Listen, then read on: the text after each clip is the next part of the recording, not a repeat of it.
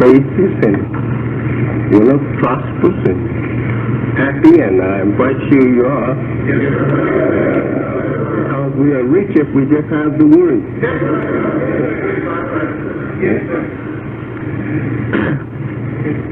My brother ministers and captains, we want to get through as quick as possible, and it takes a very long time to get around. And we want to be able to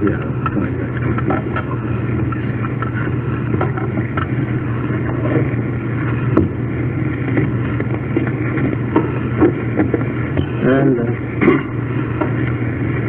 if we just have 2 minutes each, it takes a long time.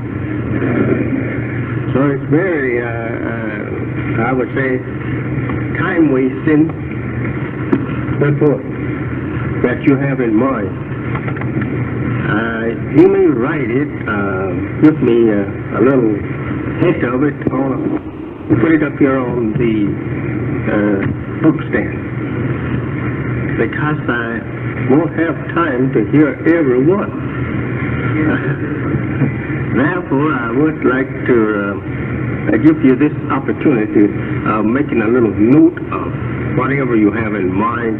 I could take it, and maybe I could answer it, or answer some of them while we are here this afternoon. If it's not much of an answer, a few words might take care of it.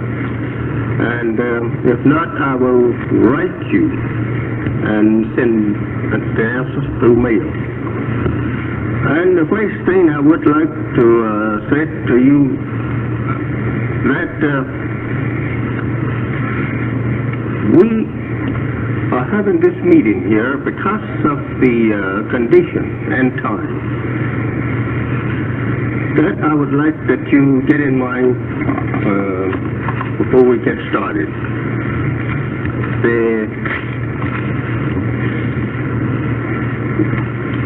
The real means and just why that we are meeting here. It's due to the time and what is now going on and what may come and what must come. That I thought it was very important that we meet together and get an understanding of just what we are going to do and how we're going to react to what, may come tomorrow. You are my representatives, that I am the messenger of Allah.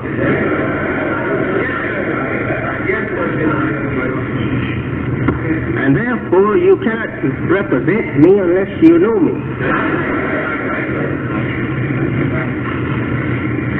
I represent to you God in person. And you are to take the message to the people that I give to you. You can't take it to the people unless you know yourself and believe yourself. If you don't believe the message that I give to you, I don't expect the people to ever hear it and believe it. But if you believe it, and then is willing to deliver it, I am satisfied that you will find many like yourself that believes it. But if you don't believe it, I can't use you.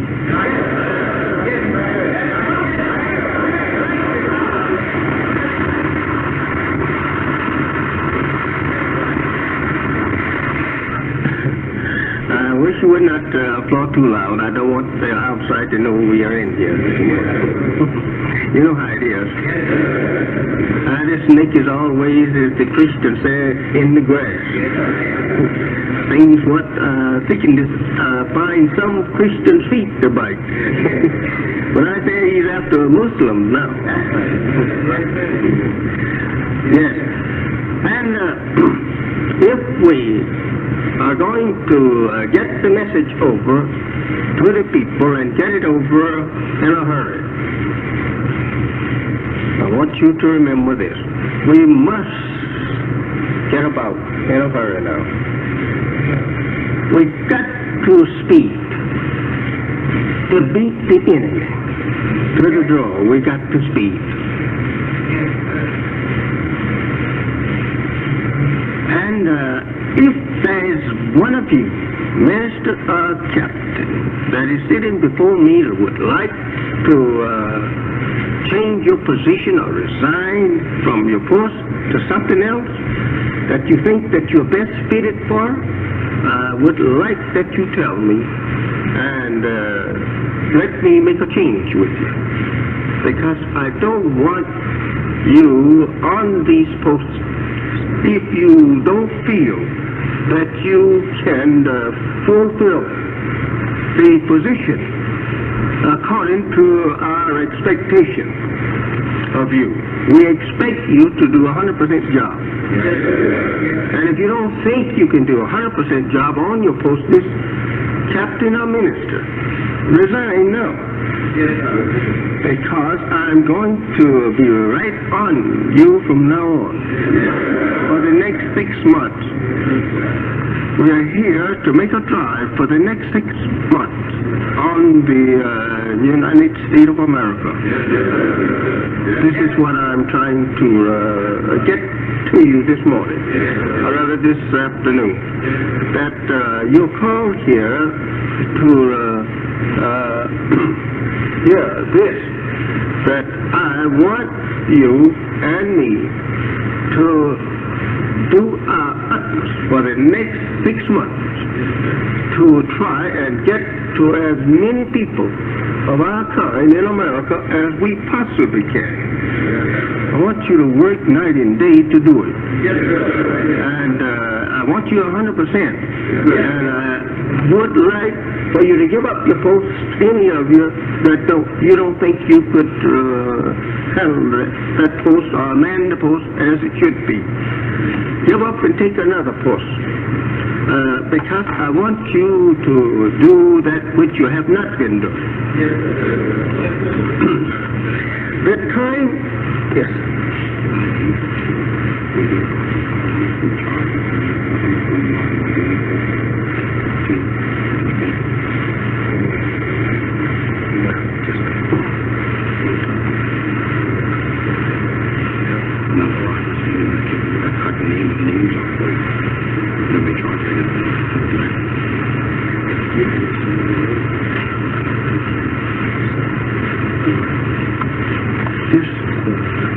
Pardon me, brother.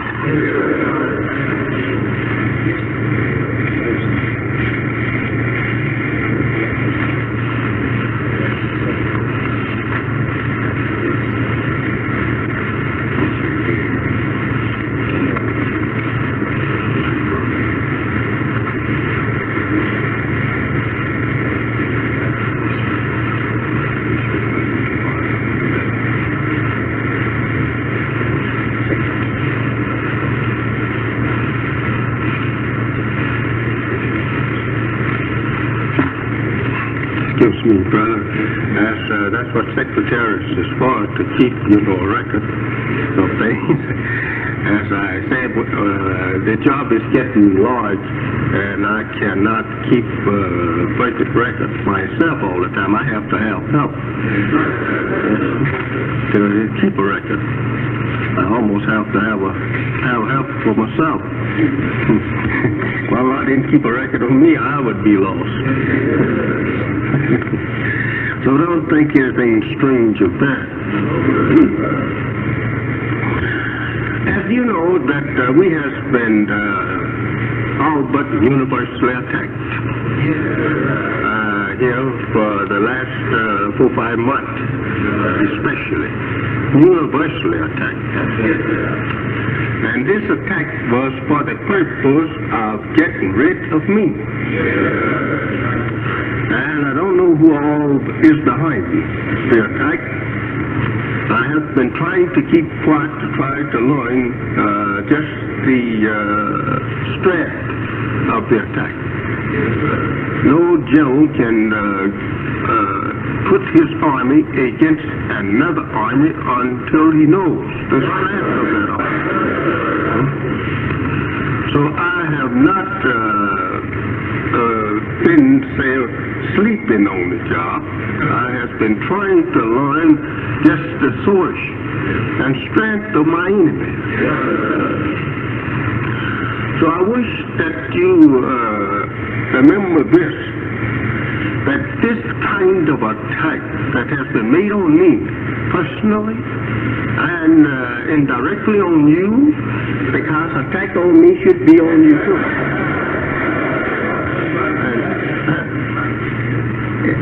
It should have hurt us briefly. But it didn't so far. It has not so far. Because you're still here. And we still have our temples with the same followers. So the attack is not so powerful yet enough to destroy Muhammad. This, I would like that you get this in mind, ministers, as you are my helpers, that these kind of attacks, as you're not through with them, we have something else to face yet. May not be the same nature, but we have attacks yet to come on us. I don't want to excite you now in the very least. Don't get excited in the very least. Because if I'm not excited and I am the hare in front of the hound, I don't think you should get excited. The hound wants me most of all. And you must arm yourself with truth from Scripture, standpoint, to prove my position.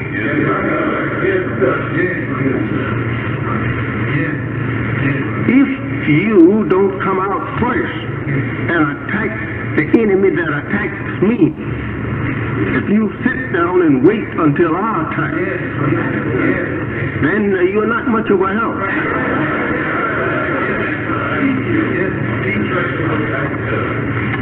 I'm just telling you frankly. Any time that your leader is attacked, you is attacked. And you should go after the attacker with everything you have, of truth to defend yourself and your leader. These attacks falsely accusing and getting paying enemies, hypocrites, to do these things. I've been trying to wait and see whether the real enemy was at the root of it or not.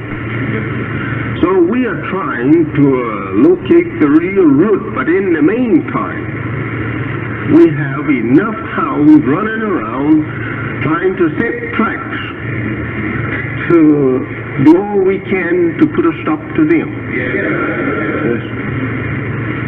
As I said, you have Holy Quran, you have Bible, you have what Allah has given to me to teach you.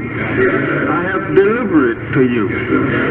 I have given to you the lesson that He gave to me, and you have studied them. You have tried them. You have tested them on the enemy. And you have found them so strong and invincible that you are happy to meet an attacker. Right? You look for one sometimes because you know you have to better weapons to defend yourself against an attacker when it comes to truth. Right? For 33 years I have been doing this. I spent 7 years running from my enemies and hypocrites from 35 to 42. I was flying for my life up and down the East Coast from my enemies and hypocrites for just the same thing that has happened here recently. One wanted my place, and they all but brought me to a knot as far as followers is concerned in 35. Had no temple in Chicago here. They brought that temple of 715 down to about 15 or 20 people, meeting in homes of the believers. And in Detroit, of 400 regular attendants there, it was brought down to 7. I have you here today. Some of you knows about this. You were here, especially in Chicago and Detroit. If you don't know it, ask the older people. They will tell you. In Detroit once, after they ran me down there, I had about 7 people meeting in the home of someone. And today, you see that Allah has blessed me to have again a well-established temple here with me, right? I did not give up because they was after me, running me over the country, hiding here and there for years, depriving me of the privilege to stay home and rear my sons and daughters, help my wife. I didn't lay down and cry and grieve over that because I knew what was coming. I knew one day I would be the winner because Allah had taught me from the start up until the very year of the end of it all. And I know yet what is coming. And so I'm saying to you that I was crushed once before for no other reason than jealousy, envy of my position. Allah put a stop to it. He overtaken those who devised the plan, tried to carry it out. He overtook them and he chastised them. One of the leading one at that time was my own brother. When we were living in the house together. He was living downstairs at 5830 South Wabash here. And I was living upstairs. Yes, sir. And now, Allah taking him down from the supreme captain at that time, saw him on his face, prostrated him at my feet, because he had sided in with the enemy. Against me because he wanted to be the big boss over all. I made him that. I made him the captain myself, the supreme captain. I had all the confidence in him. I didn't think not one time that he would ever deviate. But Allah showed me that I didn't know their hearts. My assistant minister at the time, Allah banished him, sent him into exile, and I haven't heard from him since. His name was Augustus Muhammad. And no one yet have told me that they have seen him anywhere. He just vanished. You'll find the banishment in the Holy Quran, and it prophesied of a second banishment. And this may be it now in the workings. As you see and have heard what Malcolm and his followers has been doing to me, and how that they have mud washed me all over the country, and he's taken it to Egypt and mud washed me there and all throughout Africa. And everywhere he has gone, he has tried to mud wash me and taken away a couple of my sons. Well, I I don't give them any credit at all. Because I read them up. They knew me.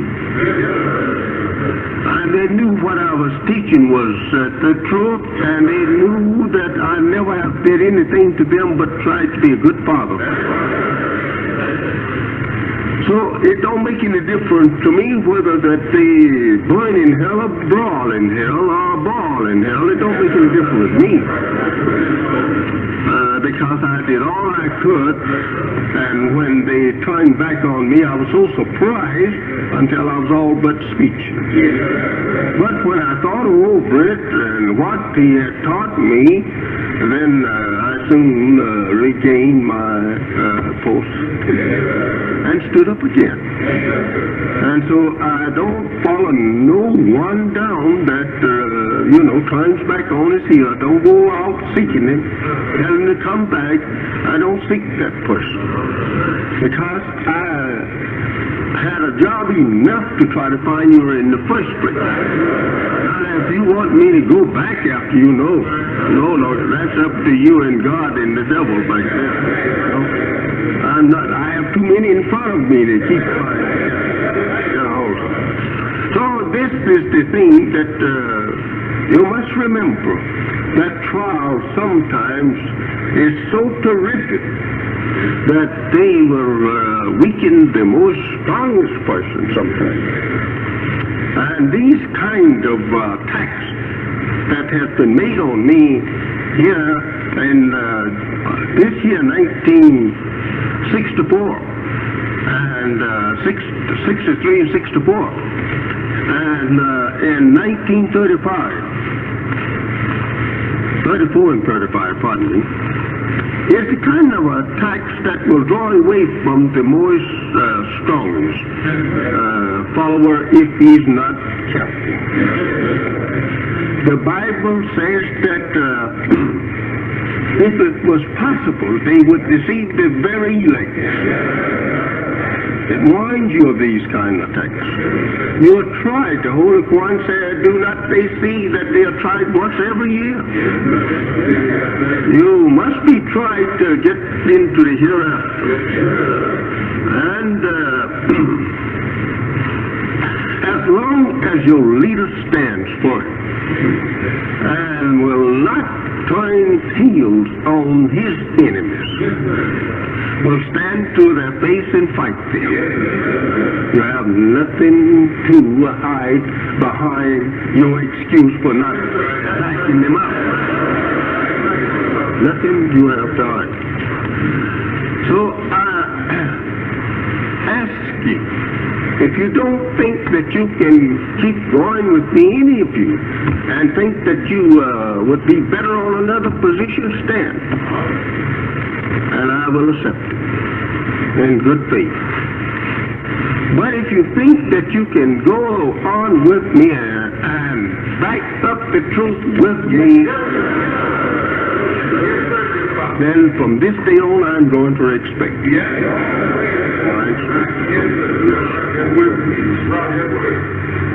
I remember reading in the Holy Quran once, I think it was pretty tough with the Jesus. He asked who was his disciple. So here some of the strong believers said, I'm your disciple. So they went forward. Muhammad had a tough go once, and he asked, who will be my vice general? He wanted to put a stop to the enemy. So a 15 or 16-year-old boy rose up and he said, I will be your vice general. He says, I will rip the tongue up, he said, pull it out by the root, cut it out of the mouth, that say anything against you, and I will rip the bellies up and pull their intestines out, he says, and burn them and throw them to the ashes to the wind. He did die martyr. Well, Islam, he was a pretty tough man. Muhammad choosed him. It is always best for the man to do this on his own will and not try and force him, or beg him, or teach him to do it. Let him take this on his own, you know what it is. Because it may be trouble ahead. And he don't expect it to be trouble. He think it's all smooth going. And that he run into trouble, he run back, and he say, I didn't think it was going to be like this. So, a man take this then, today to follow me, I cannot guarantee you no smooth going. I can't guarantee you that. I can say this, that we will be the winners. Allah has promised me victory. And if it pleases Allah, we all will come out happy. But there is a tough road yet ahead. And we don't have to worry about what we probably might run into in the future, as long as we have Allah with us. If Allah is not with us, we had better go home now and just dismiss. But I know He's with us because He has been with me for 33 years, and I feel Him always. Getting up and lying down, sitting down, enjoying, walking, riding, I feel Him. I always feel Him with me. And He will be with you.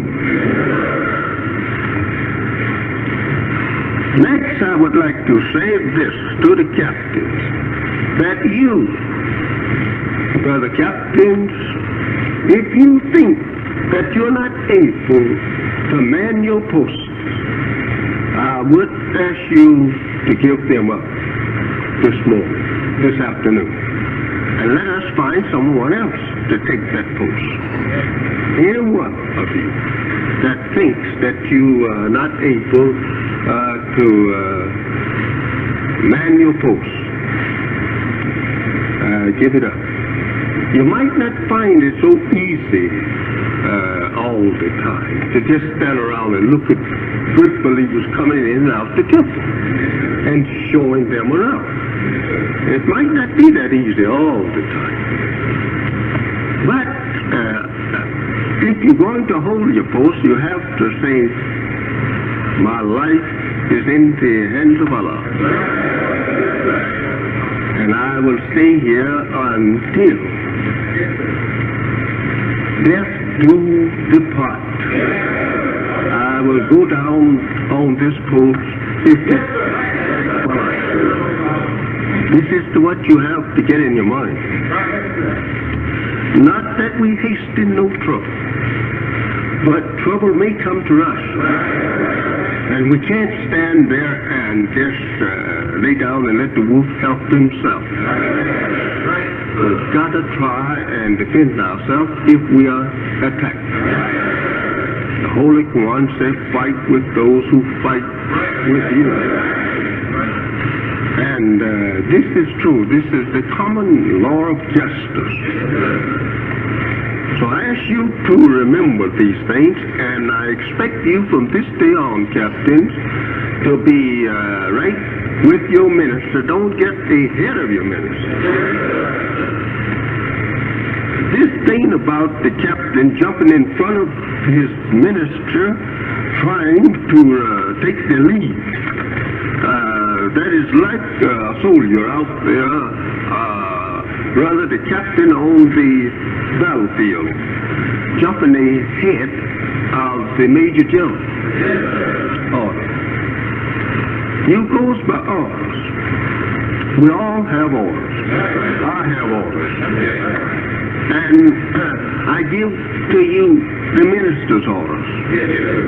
And the ministers give you orders. And we all must follow and obey that superior officer. And if not, we cannot use you. We hold the next officer responsible all the time. Hold him responsible. If this one here, your superior, is not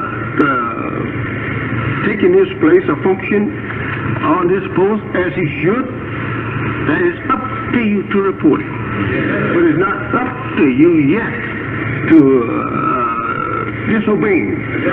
But it's up to you to report it.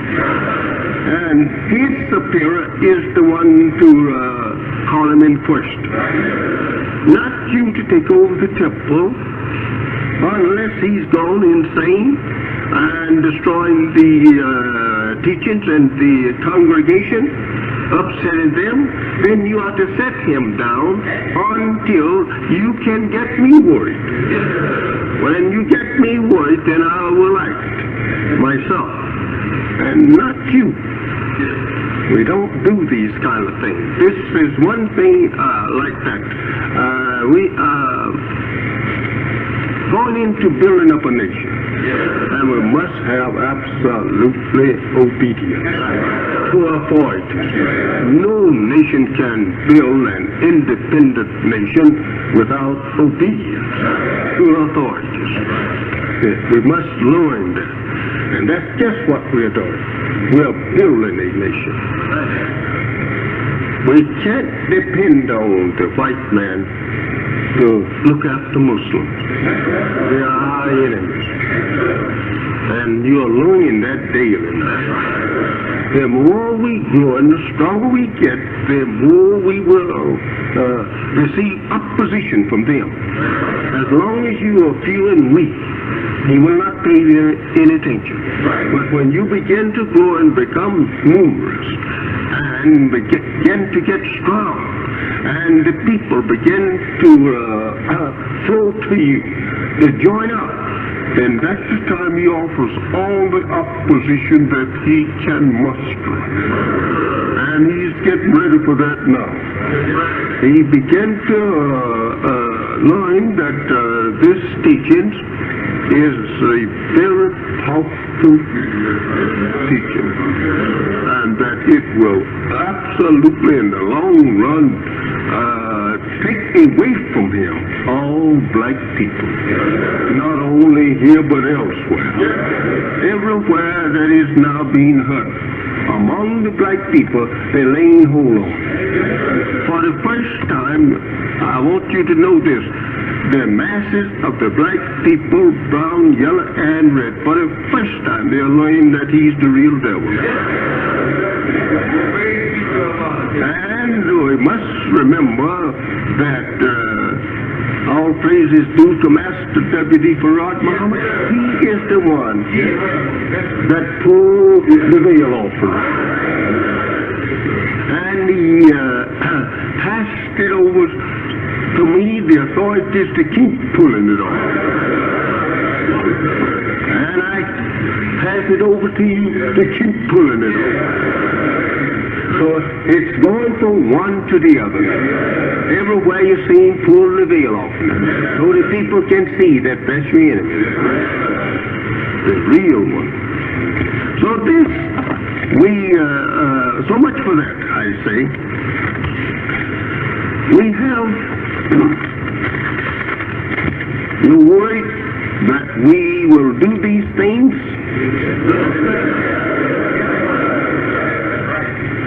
And for the next 6 months, I expect you to make an all-out drive. Not in such way that you will be running yourself into trouble, like running down in the heart of the city, trying to get your people to pay attention. Don't do that. Go around in their settlement, door to door, and if they tell you to get away from my door, thank you, sir. No argument. Don't try to tell them that, well, you wish that you had heard, or you will wish you see. Don't say nothing. Only just say, thank you, I am sorry. I ask you to pardon me. No, I don't want nothing. I don't want you niggers at my door. They will probably tell you that. I'm not with that old so-and-so and so. I don't want to hear it. Thank you. Just say thank you and keep going. Don't start an argument. Because that will hurt your progress. Because all of them is not going to say that. You're going to find some that is with you and will welcome you on the inside and even give you a meal. So don't think that one, enemy means they all is enemies to you. No, we have a lot of them out there. It's good. A lot of them out there want to get with you. And all we have to do is to start getting to them now. There is another thing that we must remember, that this paper here is one of our best ministers. It's one of our best ministers, this paper. And if we try to get this paper into the hands of our people throughout America, we will be did a good job. In fact, about it, we could wait for the trumpet to sound. Because they find something in here that will make them to think and make them to look for you. This paper here. And the Muhammad speak. And you have on the last page of this paper a program. This program on the last page of this paper, you advise your readers to read if they don't read nothing else. Always advise them, please read this. This is our standard program. We don't want this removed from our paper. We may revise it a little here and there at times, but it remains the same. This is working on the enemy. A little thing, it's working on it. And just tell them, not so much this thing. This is what I want to do. Brother, please read this. And if we can get this in 22 million hands, as I say, we can say, well done. This is all that is incumbent upon me, is to get the word out there to you. Then my job is up. Or rather, it's over with you. Just show you the way. And then I'm all up. Then I would say I go back to the master then. And if you have any more work for me to do, I will do it as long as I live. But this is my job. Just to get it to you. Not to try to force you to believe it, but just to get it to you. So you won't have an excuse. These papers has been delivered to many of you. And we find that you are not trying in many places, many of our temples, to get this paper in the hands of your people. Many of the temples is absolutely neglected to try to get the truth to their own people while they profess to be representatives of the truth. But is actually, I'm ashamed to say so, but actually is too lazy or disinterested. And will sit right down and just, the people come to you, just leave them. Tell that they're just a paper that we should discard or throw it in the waste. And one of these papers, I want to say to you, just to throw one of these papers away like that, you must remember that you're throwing away truth. You're disrespecting truth. You should never throw one away. Keep it, and someone may come to your house, give it to them. Here's your beautiful national signal, which is shining all over the world. You shouldn't throw away truth. If no one will buy, take it back home and just give it away. But don't throw it away. Give it away. But we would like that you sell the people for the little small price. You who are out of work, some of you could actually make a little soup by just selling this paper. Every time you sell a paper, you have a nickel coming. Okay. If I sell 100 paper here, maybe I could sell 100 in a couple of hours. If I'm in the right spot, I have $5. Okay, I make you sell 200 papers today. I do have $10.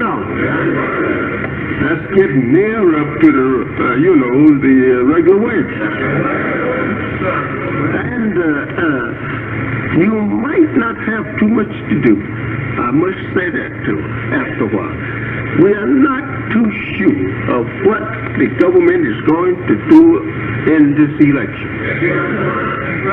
The president that is already in the White House and the one that might come in there, they both are the same. Remember that. They're both about the same. Gold water or silver water.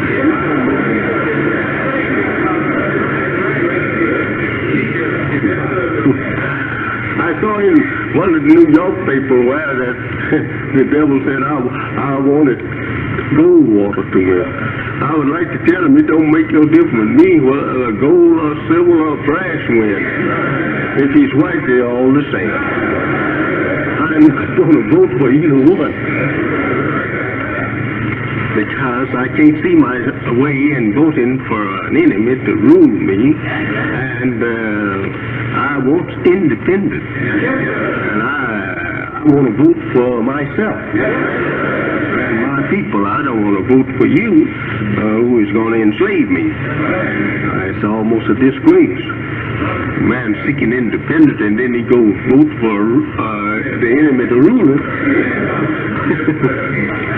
There's many little common things in it that we have heard our people say that make you might think that it's nice that you do so. For certain privileges. This is not no good to us. Anytime the devil gives to you anything like, I would say, better way to go, he's got you tied in such manner that you have to mistreat your own people. And he has a better way to mistreat them himself as long as he puts a rosy in your hand. And he's not going to put one in your hand unless he is able to get something back. You see, he don't put one in my hand. He don't offer me nothing. He would do so if he thought I would accept it. But he has such strong language coming from me. He said, no. He said, that fool will never accept this. He is so. So we have to get him another way. Yeah, I think I have a little piece of paper here somewhere where that he's talking about that this might be good for you. That little piece of paper that he gave to me the other day. Secretary, I think I have it somewhere here.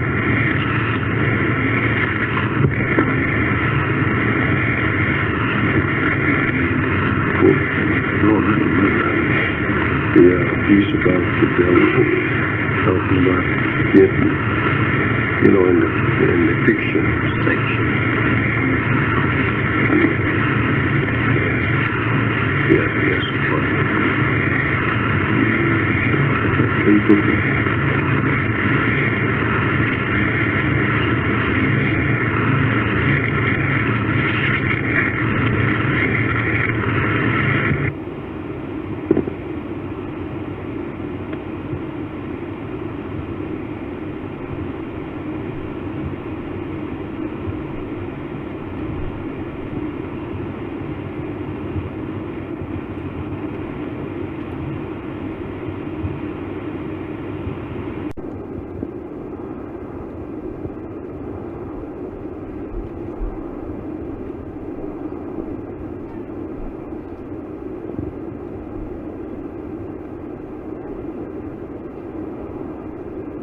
thing. He was so bold to put this in his magazine, saying that if they could liquidate or kill me, they would have a future, a glorious future. Think over that. He's bold enough to put that and put me there on my picture. He had my picture there. And pointing directly at me. It is not hard to distinguish me there because he had my little face on.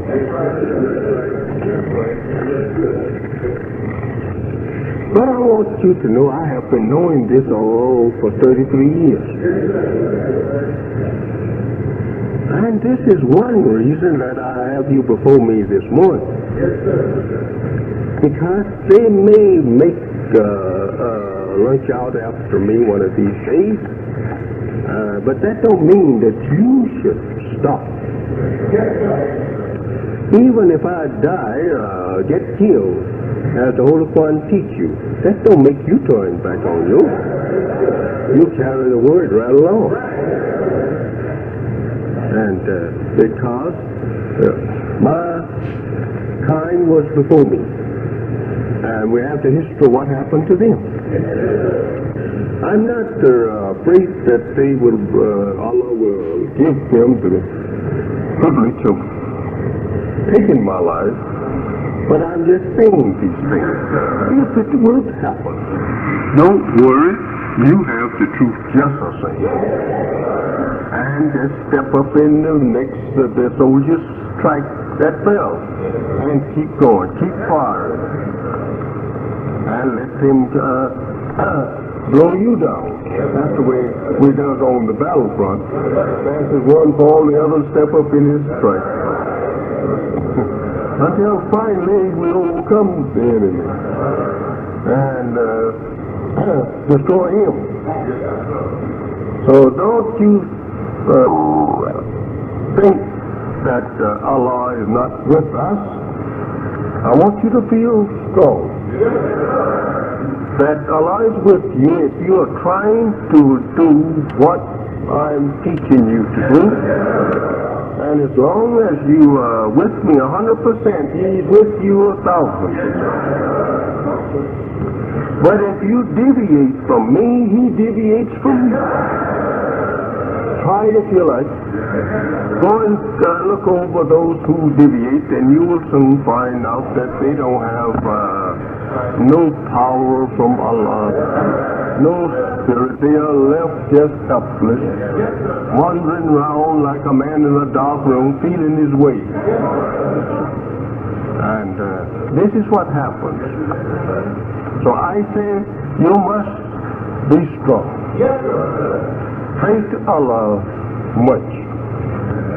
Try to pray your 5 prayers every day if possible. If you're in a place where you can, say the prayer. And if you can't say them in the daytime, say them at night, as long as you are awake. This is like putting gas in your car. That prayer will help you, give you power to keep going. That gas will keep your car rolling. The prayer to Allah will keep you rolling. Yes, sir. And so don't forget that. Pray to the God that I represent. Don't pray to a God that I didn't represent. Because you certainly won't get an answer. There's no other God got in having the power to help you but the one that I represent. If I go with my hands for 33 years fighting them boldly with the truth, in black and white and with the actual words in their presence, and over their radio stations every week, then I want you to remember that God must be with me and able to protect me.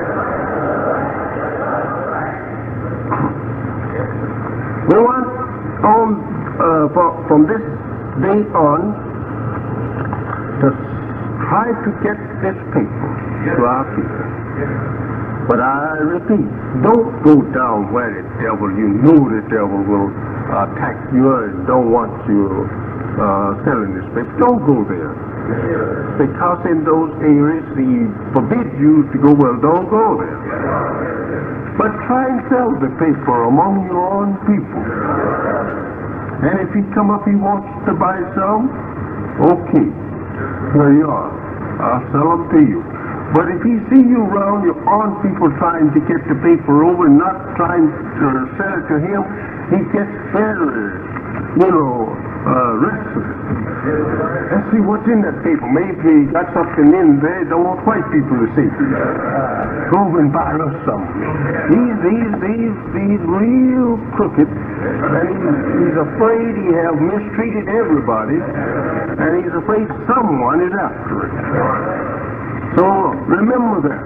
Try and get this paper over, and this paper will help us to put over the teaching throughout the country. It will help us to build temples. This paper have gone a long ways in helping to establish temples. Right? It has bought us one in New Jersey, North New Jersey, and two it has bought us in New Jersey. And it has bought us one in Maryland, one in Washington. Just think over these things. And now it's trying to get a route in Atlanta to buy us one there. We're bargaining to buy a temple in Atlanta, Georgia, that is going to run into $100,000 or more. But it's a very nice place, and that's the center of the South, and we want something in the South that we can attract our people with. And there are more intellectual people in Atlanta than there's of our kind than there's in any other city I know of. And they are there now. It's shaking towards us. And so we are going all out to try to buy a nice temple there for Minister Leroy here.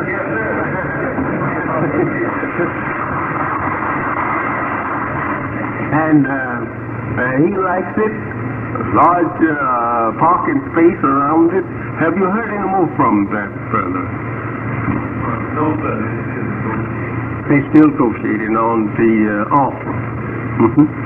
Well, we're kind of Jews, We don't bite on everything. We always look for you to come down. We're like Jews when we go out to buy. We try to buy as cheap as we possibly can. We never take your price. No, you've got to come our price if it's nothing but just $1 down. You got to get down.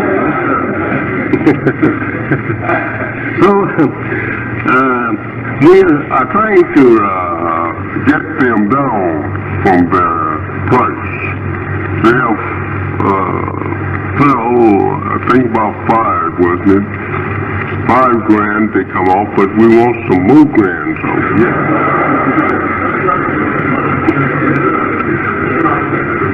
But however, brother, it's according to the captain's report of it, my son-in-law here, he said it's really worth what they are asking. I told him all I hate that it's not here in Chicago. I reckon Brother Minister Leroy thanks for the honor of me for saying that, but brother, I have been trying to find a good place here for many years. And this place we're trying to get for you, this place looks kind of sort of like a coal house to also it tells me it looks pretty cheap to that place. Yes, sir. Yes. Well, if you're going to buy a nice mosque, is why you will find me in Atlanta. So these things we need all over the country. Every one of you need a mosque. Well, in that you will know that no one can tell you to get out.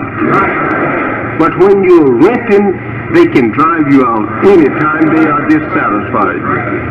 And the enemy will make them dissatisfied with you anytime. But this paper will help you. This paper, here we're selling other people.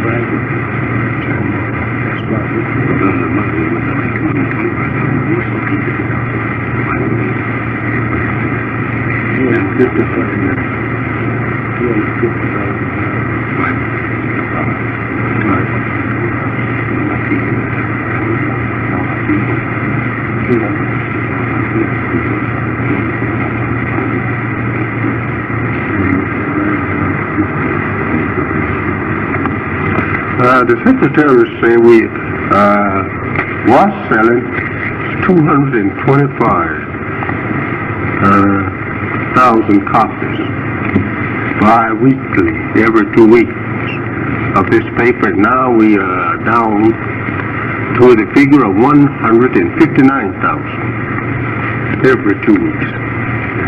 This is about, let's see, that's 41 and 25 is how much?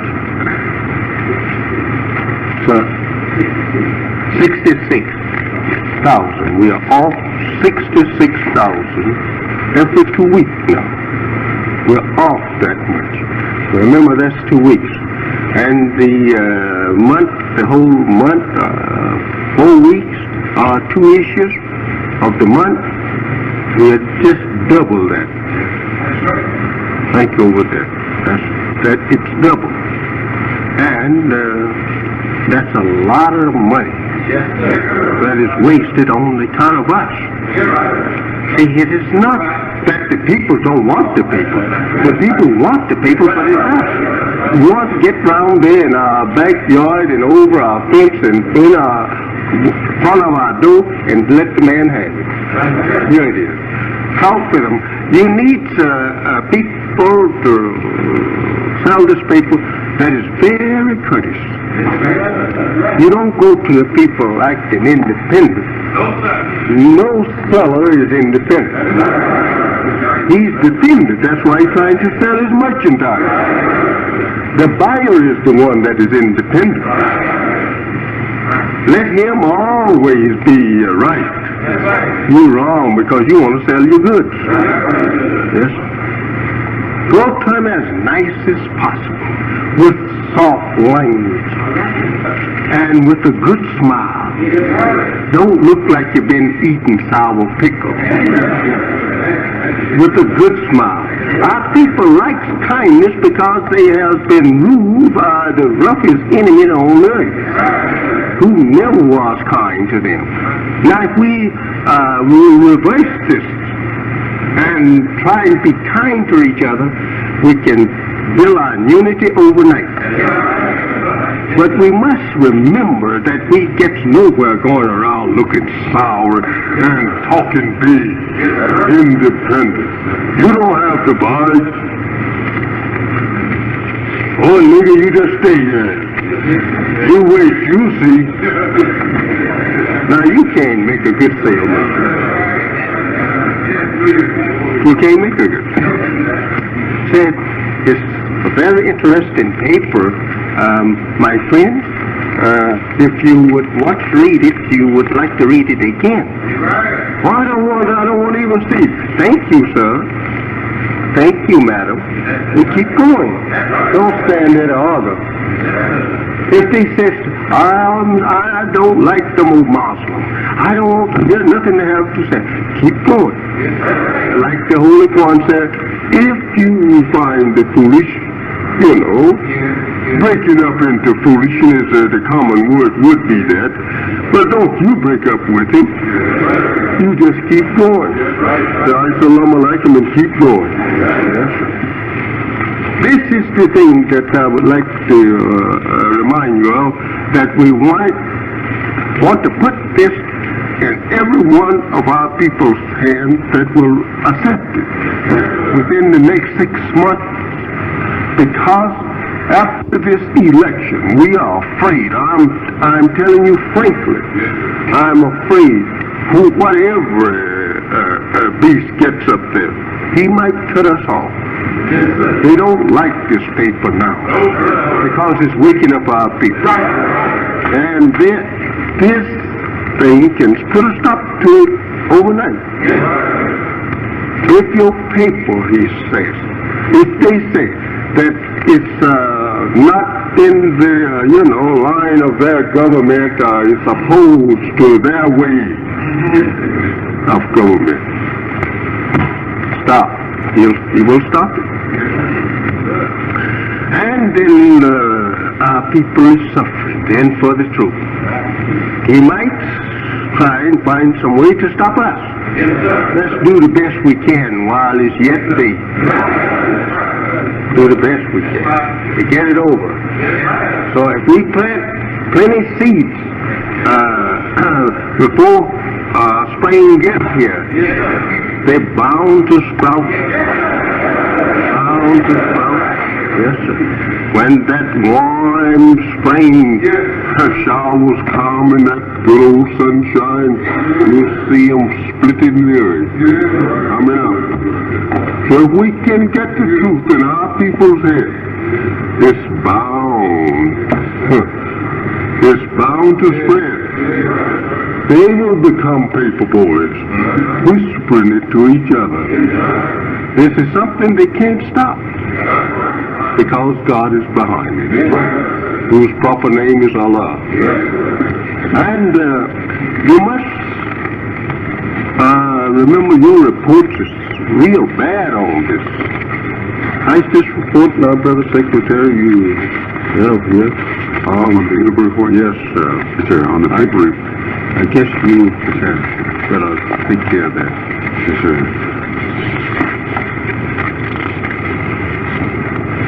On the paper report, it shows that we aren't getting behind you in the effort on selling the papers. We're sitting on the job. You're doing all the work. We're not doing anything. And the papers are not being pushed by the moths. There's only one moth in here that's pushing the papers, and all the other moths are slacking pushing the papers. They aren't pushing it. They aren't putting forth the effort. They sell less than before. They don't even get one new customer at all to show that they're trying to help you in the program. And the only moths that we've given exception to will be Cleveland, but all the others are just sitting down on the job. And it's slack. It's not ministers make announcements, the captains don't follow it up, and they don't teach the importance of the paper or the importance of your message in there, and see that new customers are gotten. And for this reason, we're not doing what we should be doing. And we are far behind you, and you're told us over and over again. Yes, I can call the names off if you want to. The one does this most. Yes, sir. We have like number 1, Michigan. You spoke to them, you went to spoke to them and told them about selling the paper, and when you went and spoke to them, they're doing less now than when you spoke to them. You told them to sell the paper, and they had sat down. They didn't even, it seemed like they would say they're going to show you.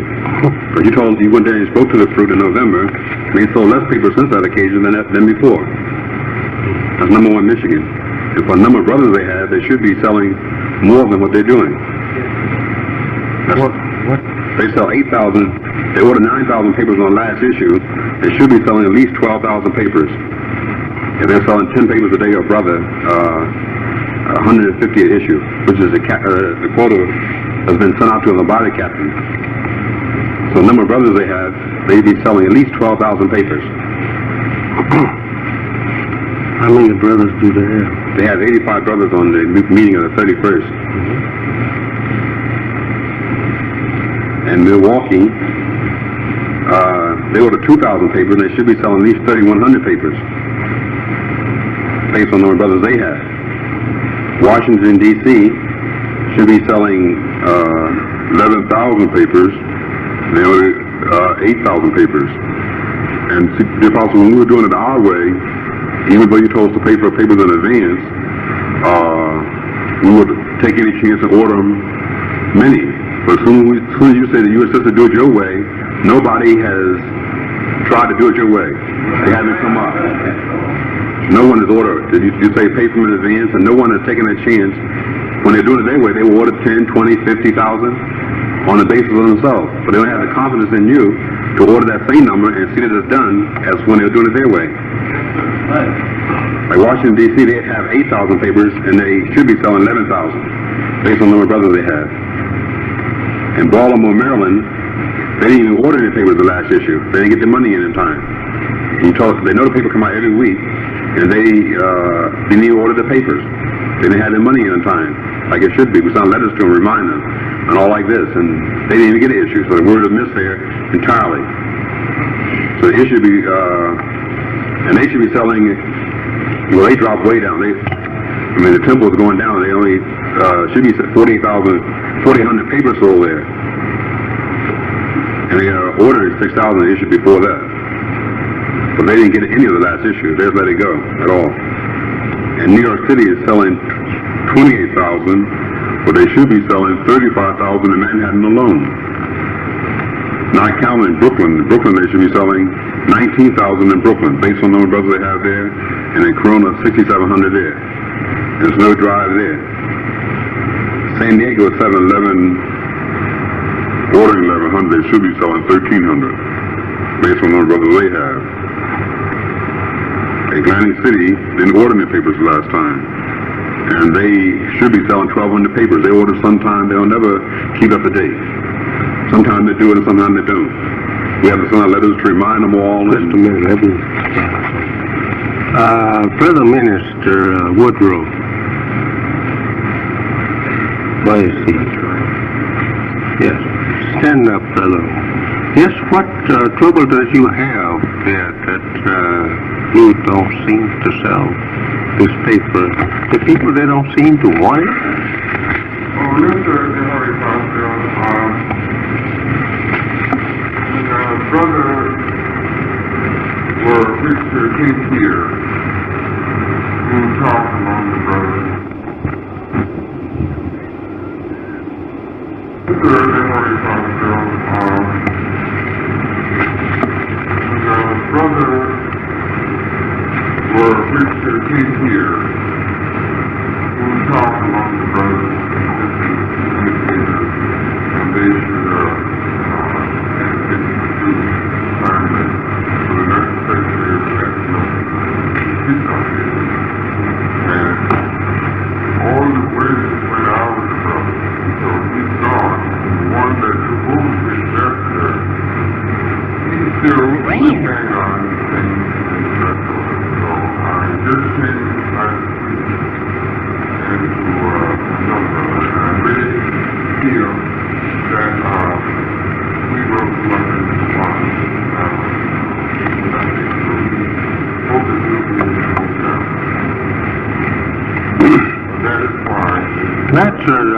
That looks very bad on us among 22 million people.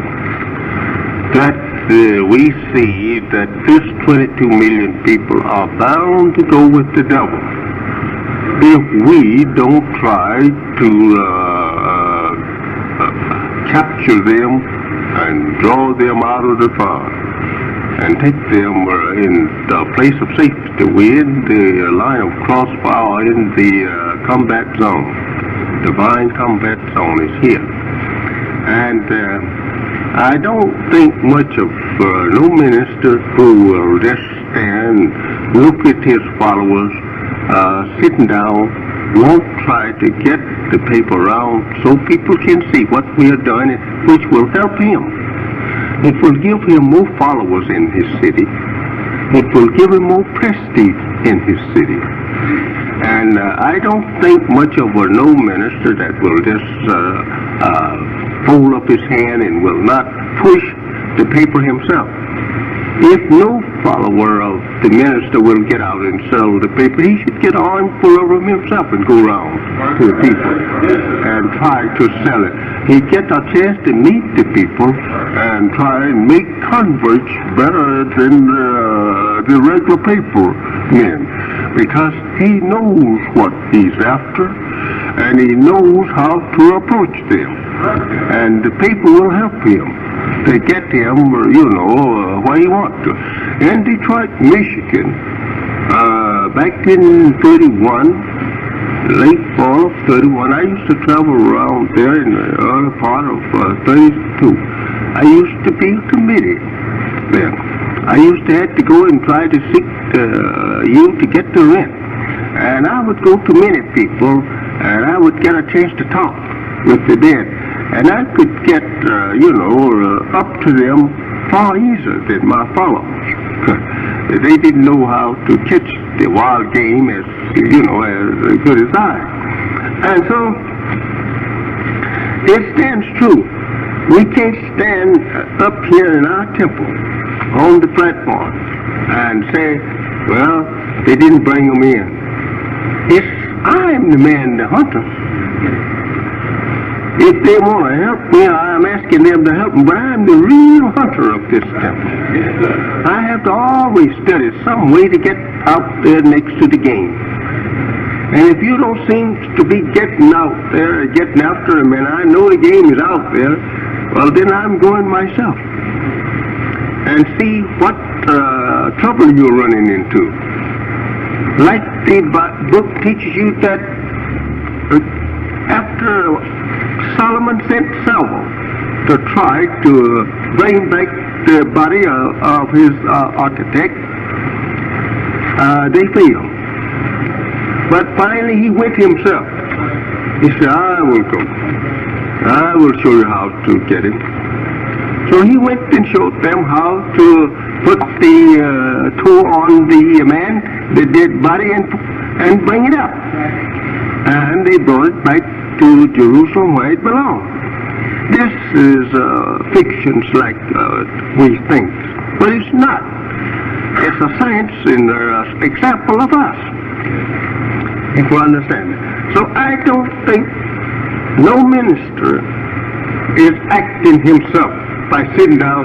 If he don't have but 2 or 3 dozen followers here, maybe a dozen, he just sit there and wait. Well, go bring me someone here. I'm here to teach. No, you there, go over the city yourself. Let the people know what you have. And after you get your temple box full, then that's the time for you to stand around and say, I will keep these while you go after me some more. See? But some of us ministers have about 10, 12, or 15 people. And then we sit down as though we have 10 or 15,000. Don't want to do any work. Don't want to do nothing. Don't want to stand up. But that 10 or 15 is giving you soup.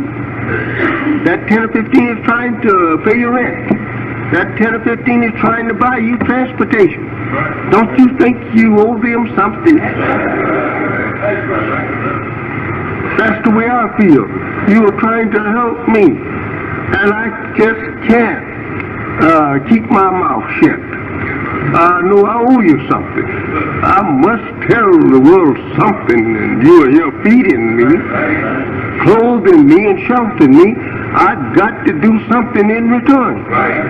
So you hear my mouth every week, right? You read it here in this paper every week. You'll find it in some other paper, right? You'll find me then at the mic. And you hear it down at your place. I'm always fine. Sick and well. I lied out in Phoenix on my bed. I could not hardly speak at times. Many times through the last 3 years. So choked up with bronchitis, asthma, attacks sometimes coming after. But I didn't miss 1 week, did I? No, I didn't miss 1 week. I was with you every week. You heard me one way or the other. Wasn't over the radio, you found an article in the paper. Right. Because if I can't talk, I can write. What I want to tell you. And I'd lie there on the bed and then dictate it to the secretary. She would give it. Sometime I'd write out, she'd take care of it. And if I found a clearance in my voice, and many times you know that you have heard me coughing on the table, right? Oh, there, you hear me talking. Well, that was the best break I found. I was much worse than that now. And the secretary sometimes tries to take them all off as much as possible. But as you hear my voice now, I'm 1,000% better. I was laying out there weighing 118 pounds. But I was not depriving you of the food. Because I says to Allah, I will do this until death stops me. So I didn't think that death had stopped me from speaking, so I, kept speaking. And if I can say the last word, I'm going to say, Allahu Akbar. He is the greatest. He's taken me away. Yes. And he brought me here. Allah is the greatest. So these are the things that we must get in our mind. When we put on a post as a minister, it don't mean that you go there and take a seat and sit down. You go on to work. You're not going there to sit down. We don't need you to sit down. We want you to work. Be rather busy yourself and all that is pertaining to the word. If it's over there working among the brothers in the fruit, be busy over there. But don't sit down. No, sir, don't sit down. And if you are not with them, be sitting here, standing here trying to learn more about the truth. Be better prepared to utter the truth with any opponent. This is the thing we must do. I don't want no minister acting like ice makers. He's all finished now. You have 25 or 30 people and that's enough. And you have a nice car, that's enough. And you have a good home, that's enough. And a big pot of bean soup, that's enough. He's not particular now. He gets his stomach full of bean soup and a steak and he's lazy. You see, he don't care whether he do anything or not. You go there and wait a minute. He's getting up at 11 or 12 o'clock in the day. And he's sitting around, yawning. And, that is no minister. With millions of people here on the bank of fire. Just think of that, millions of your people. I want to say to you, brother,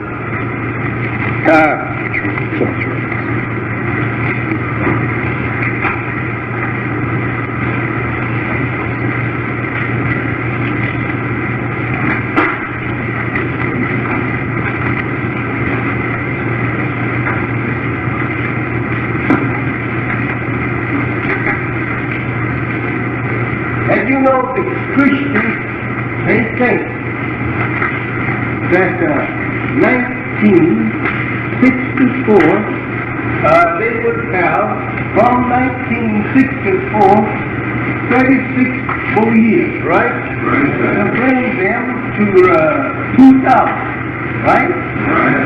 All right. Then they say that is the end of their time. But Allah says to me, they are absolutely mistaken. The time is already up. Now comes Islam. Islam says here,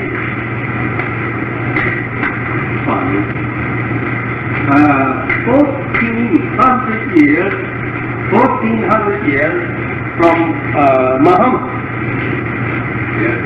The end comes. I'm giving it to you because to share that.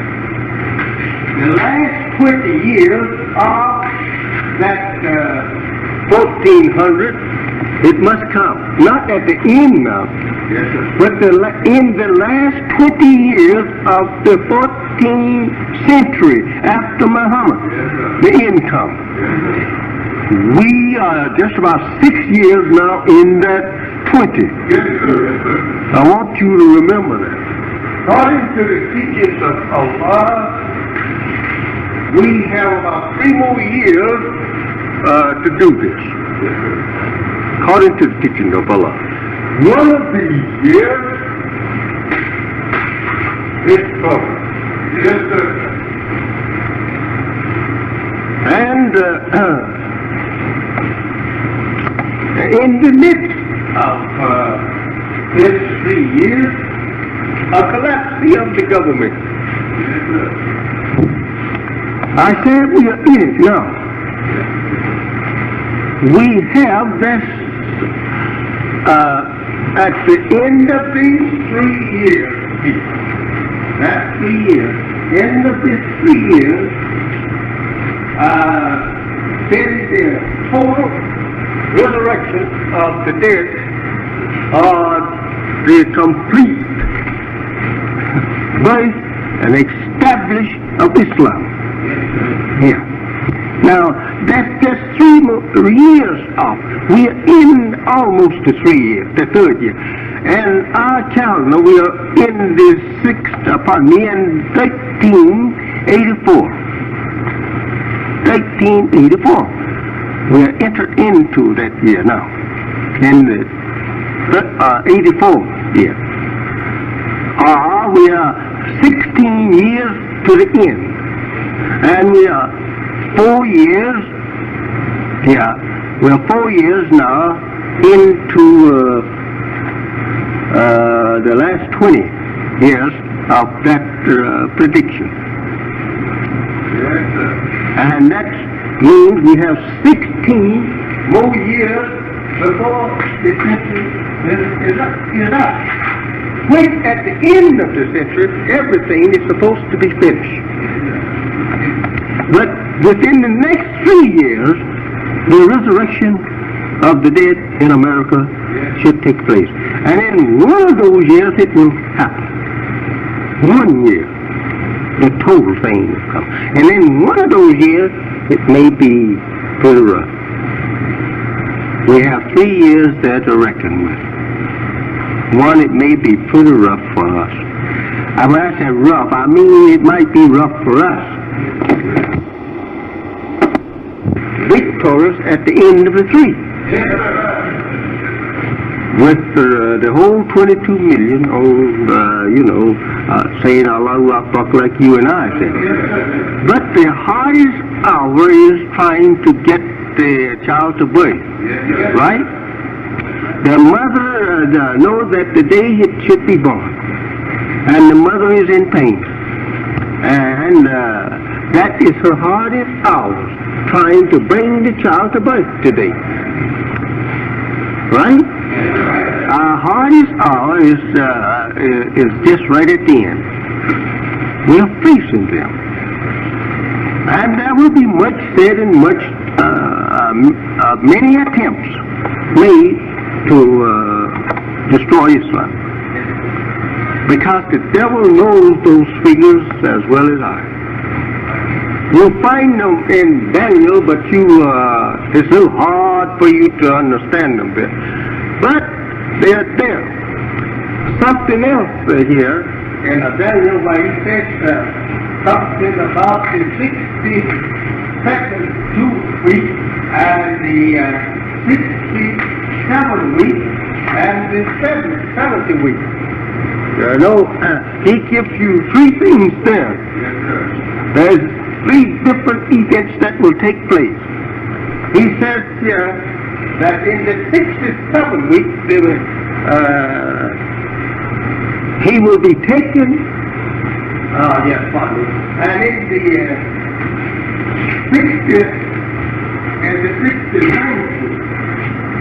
the 69th week, the Messiah will be taken. But in the 67th week, he is to be taken because of the overspreading, he says, of the abomination that maketh desolation.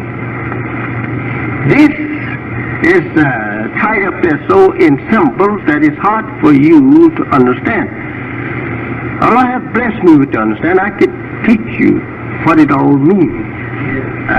But it's very, twisted up in symbols. I don't think the original scientists put it there like that.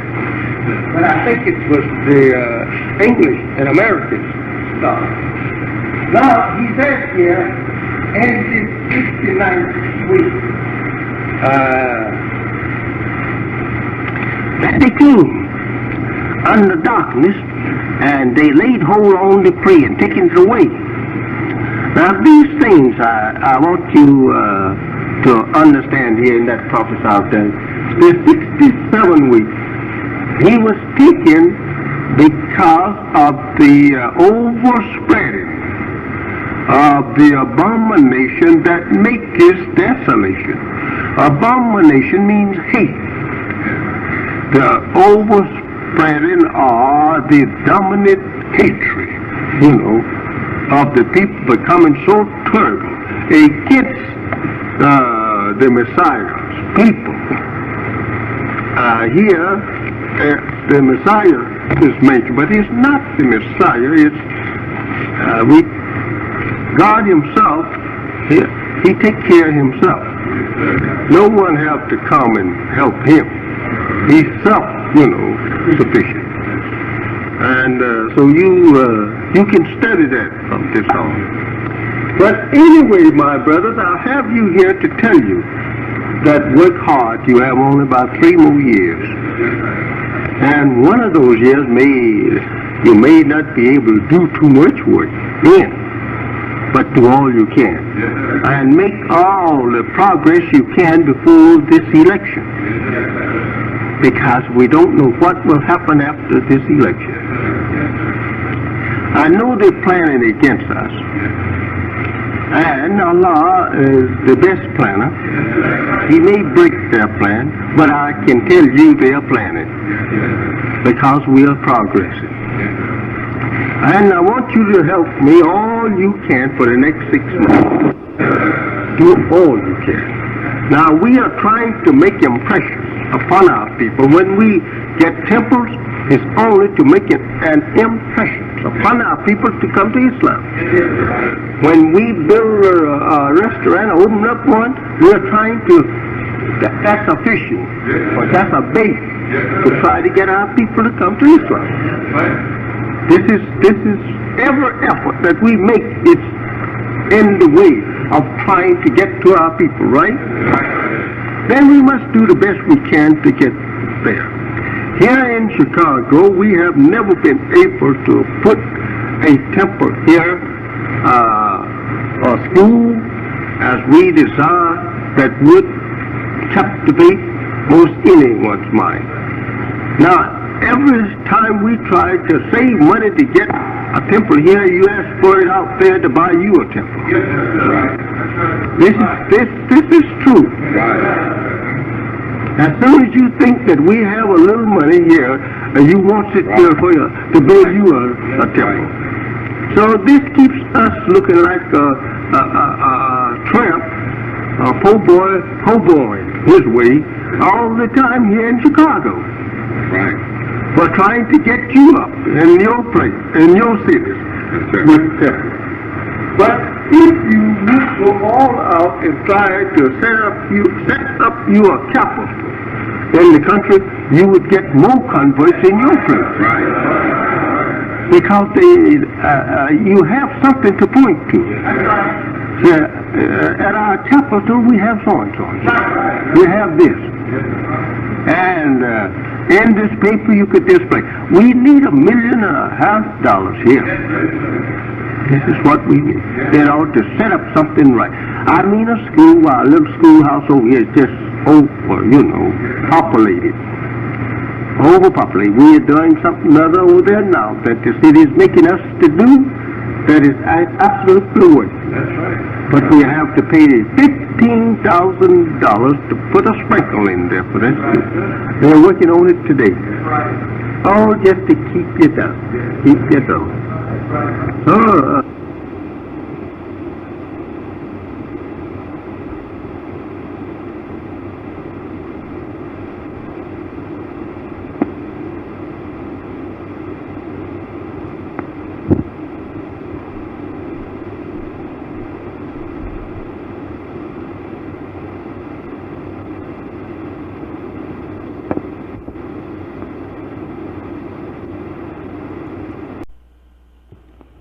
a statue for once we would get more followers all over the country.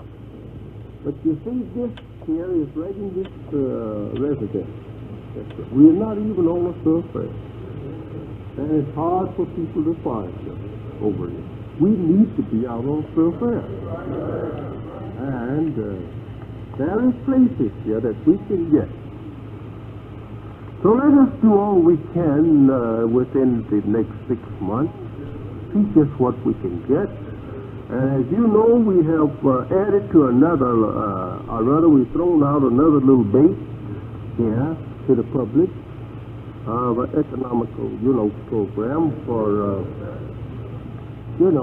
faith, which will amount to a lot of money in the run of a year. We're going to put this to itself. This we don't want to check until that we see what we can do in 1 year. This is a bait to all our people, the 22 million. We're not asking ourselves now only. We're going to do it. But now what we are after is get our dead brothers to do it. They contribute to this, and they will do it if you know how to be a good, diplomat. They will do it. And they've already helping themselves. If we could get 4 million people to do that, or 5 million people, it's running how much? About 60. 5 million people a month. Yeah. $5 million a month. Yeah. 5 million. Right. And that'd be 50 million a year. Yeah. If we could get 5 million workers to just contribute just a nickel a day off their work, 5 days a week, 25 cents, $1 a month, that would be $60 million a year in our bank to help aid our people. And if we want to do that, then that will entice all our people then to start contributing to that particular bank. It takes about $1 million to set up the bank. And then after setting up the bank, you have then something that the people will look forward to. I admire you for the first time. We are 22 million here, and we don't have no national bank nowhere in the country for 22 million people. I had the right leadership.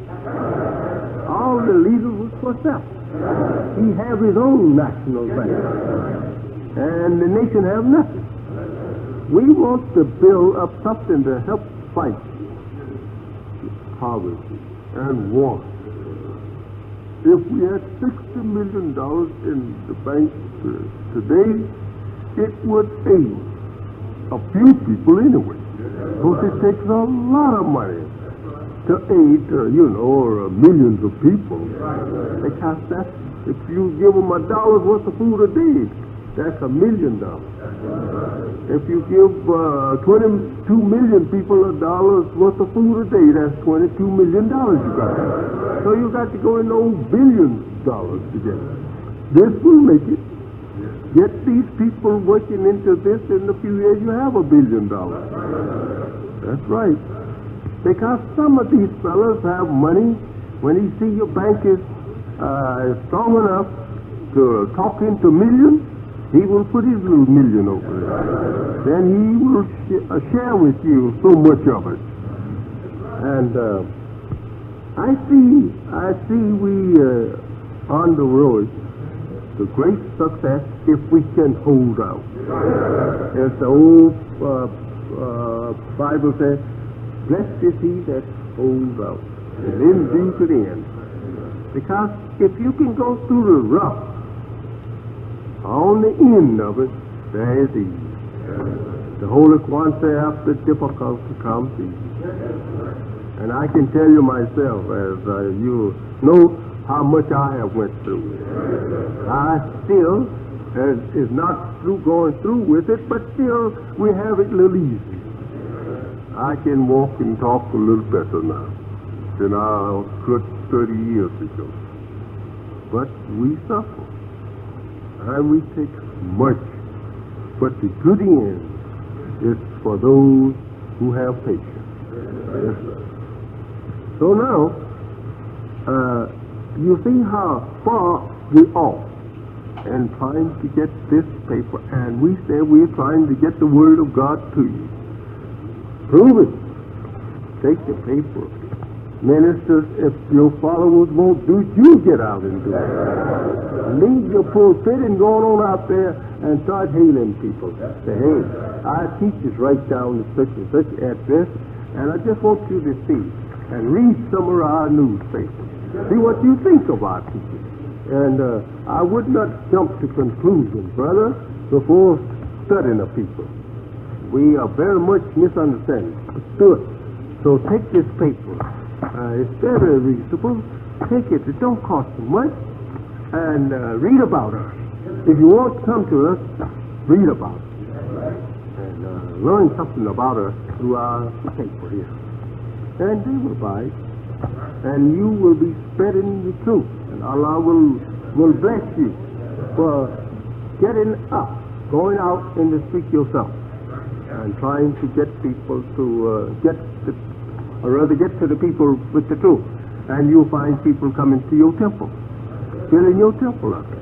Don't sit down wait for someone else. Well, I told them to go out and try and find the people and tell them to come to the temple. But they don't bring them in. They don't hunt no more. They don't fish no more. You the biggest fisherman is there. If you won't fish, you're no good. And well, these little fellas is not going to fish. They don't see you throwing in your line into the water. You're not baiting no hook. You're just sitting there looking at them. You're not dragging no net. Help them, and they will think more of you. Help them. Captains, you must help the minister. You must help him to get it over to the people. And lecture your FOI to follow the minister and aid him in getting to the people. And this Allah will bless you. And ministers will be blessed, and you will be blessed. Honor and respect your minister, not to say you make an idol out of him, but honor him according to his position. Don't disrespect the minister who carries the word of Almighty God. Show him respect. And make him to show respect to himself and you too. We show each other respect. Yes. But we are not the type of people that we try to be proud of our office. I'm a little over you. No minister should go before his people busting his chest. They already know you are their minister. Act as friendly and as humble and submissive as possible with your followers, before your followers. That will give them the spirit to act like that. But if you go stand up and be big man, they get that same spirit. Every time you make a little officer here, he's doing the same thing. And then you're running the people away from your temple. Yeah, that's exactly what you'll be doing then. Never to take these offices and make them other than what they should be by your proud attitude and your impotent talk to the poor little brother, sister. You know better than he. If they are believers, you know we're bigger than they are. They're all you're all the same before Allah. So don't boast and try to be big, and just because you stand on the door, don't scold me because I'm got to come by you. I know I have to come by you. And then, all right, act like that you want me to come by you. When I get to you, you greet me with a smiling face and offer the free road to the speaker up there. If I act like that, I want to see. And if I act a little other than myself, you don't have yet to jump on me and crush me. Just tell me, no, brother, I'm sorry, but you are not the type that can get in there in the meeting because we don't like have no disturbance in there, and so you must not go in. Wait till that you can act like that you some peaceful brother. If I let you in there, they will kill me. Talk like that, because I'll let the disturbing brother come in and break the peace of the meeting. That's the way to talk to him. Captain must not come walking around. Hey, what are you doing around? No, not that. No, we know you the captain. You don't have to come around whooping at us like that. No, let the captain come around and salute his people, bow his head like they bow to you. You want them all to act alike. They show respect to each other. Shake hands with them all with a smile. They dare defend you. Someone would try to attack you, their lives would be the first that the attacker would get a hold of. So remember that. You don't go and abuse them. If they act a little wrong, some of them may be a little disobedient at times, that's understood. Right. But you're not yet to go out of your way and show the people disrespect just because you can't. You take him out and beat hell out of him. You must never do that. Never strike another brother unless you're just compelled to do it to protect yourself. Islam does not teach us to do such things. Don't swear and use profanity at one another. This don't look nice for a righteous person. Be standing swearing at each other.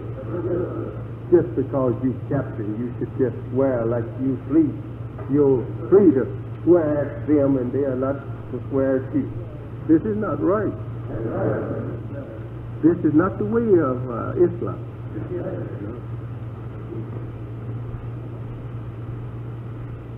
When a man has committed some act unbecoming the truth of Islam's law, rule, your so-called minister, tell him to come here. There's brother so-and-so. He have this, thus and thus, brother minister. What is your answer? What is your decision? You let him do that, not you. Don't take the brother down in the basement and beat him and then send him home. And the minister standing here preaching, trying to tell the people that we are in unity. We love each other. We won't even touch each other, and you down there beating hell out of our brother. That's wrong. That kind of captain we don't want on the post, brother minister. We hold you responsible for carrying such captain along with you. You must remember that we are trying to build up love and unity for our people. We can get rid of you easy with ironclad soft words. We mean everything we say. You won't stand. We don't have to even catch you. We just tell you, no, brother, we won't take that. Your own nature will teach you, don't rush on them.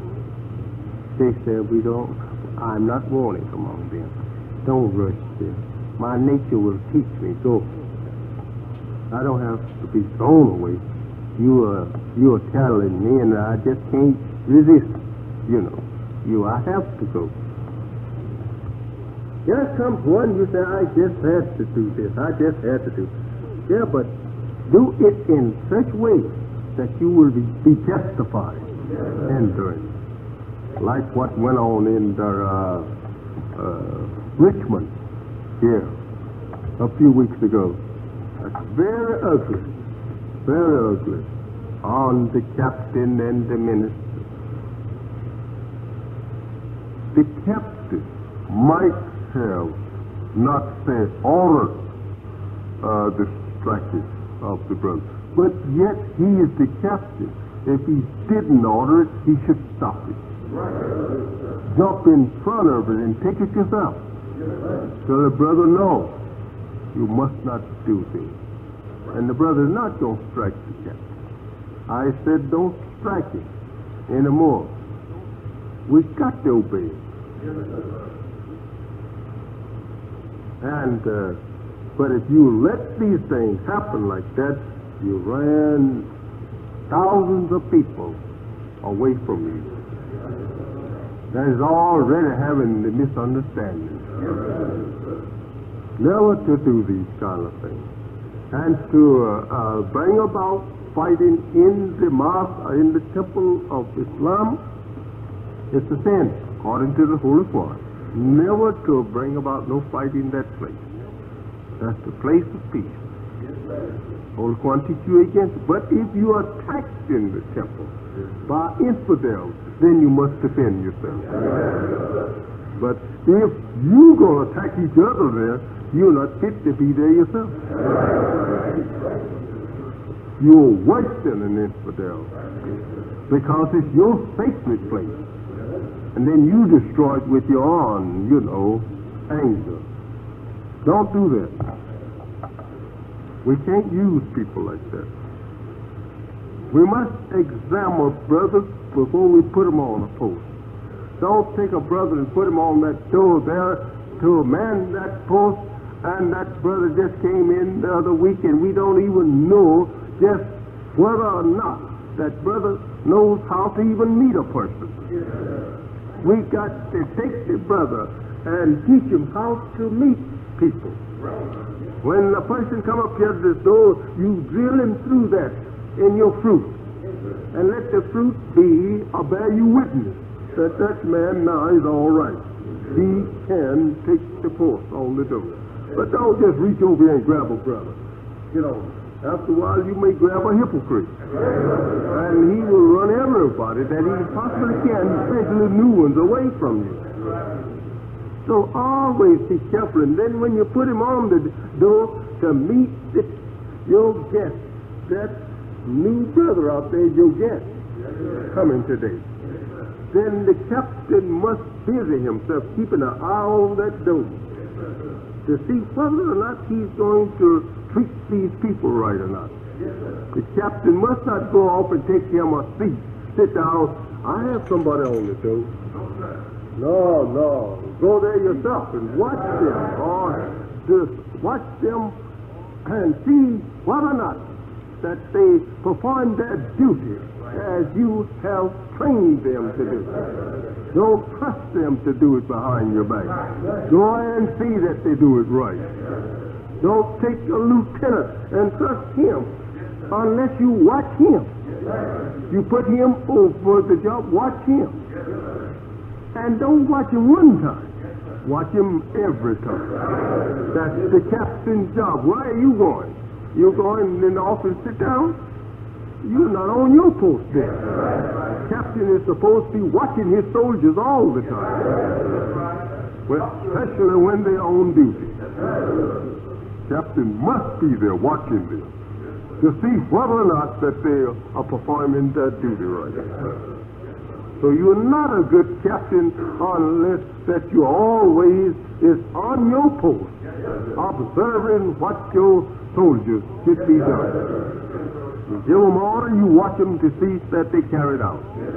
Lieutenant may sometimes turn hypocrite. Since he left the temple last, okay, he gets devil in him. And when he gets back on the job, he's playing what he can do to bring about, some way of crippling the progress.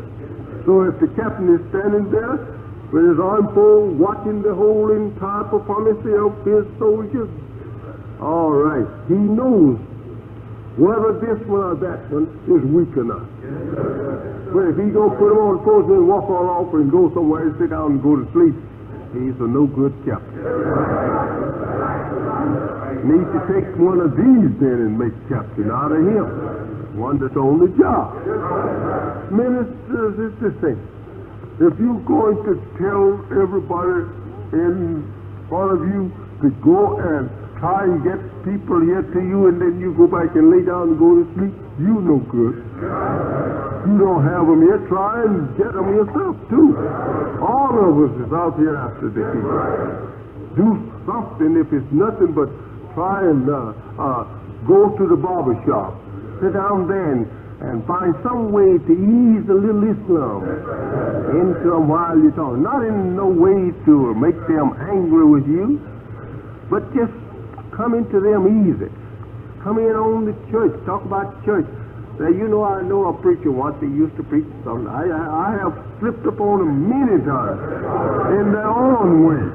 And when I got through with them, they was in my way. It was Islam I was easing in on them. Yes, sir. But I come in under the cross. And they didn't see the crescent until I had broken the cross.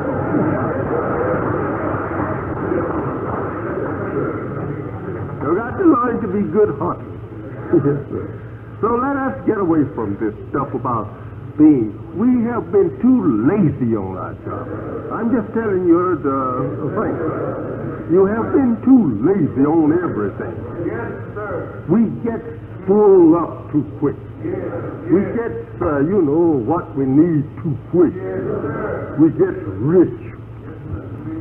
And we get all our needs taken care of. And we just want to now just while around. I believe I get in my car and go and I take a little fresh air. Not to say I believe I'll go over to such and such place, maybe I might convert a fellow over there. I want you to remember this is foolishness. You've got no time to go out catching fresh air and going out to look at some sport game of some kind. We've got no time for sport and play. Preaching that the fire is now kindled and that it will be burning here now in a few days.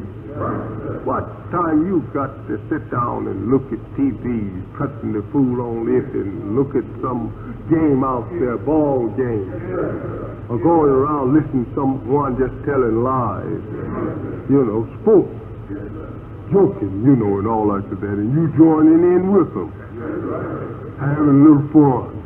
You got no time to have no little fun now. Have some little truth.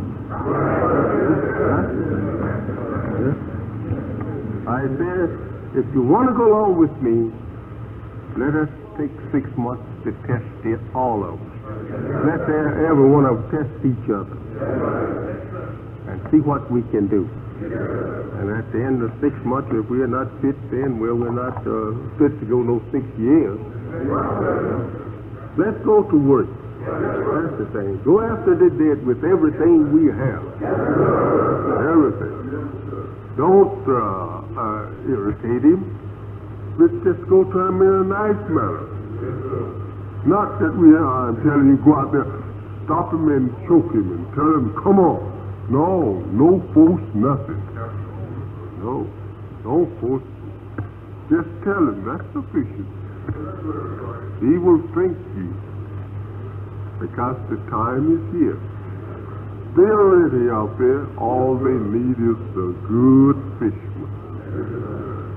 If I was not chased by so many vicious hounds, I would show you how to get out there.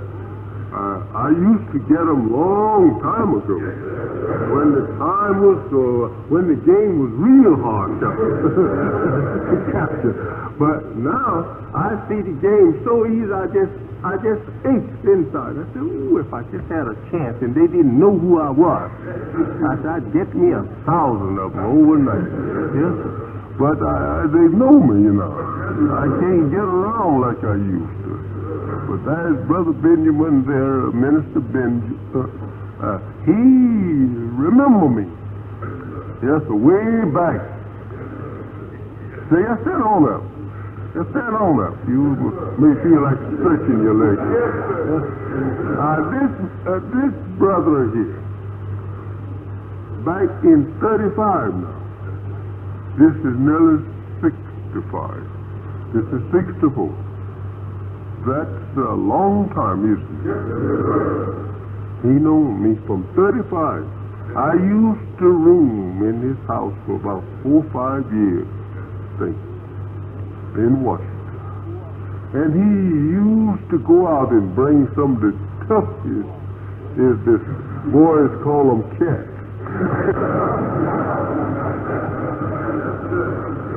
Toughest cats he could find, and pick them on me.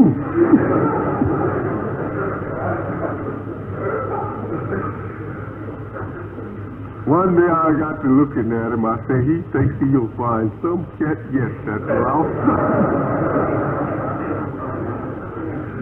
I was waiting for all of his cats he brings. He'd shake his head and he'd go out after another. Look like he say, I will get you after a while. I know one is real bad. So he'd bring me a real bad one. When he leaves me, I have him all week. So he look at me again. Looks like he said, where this man come from?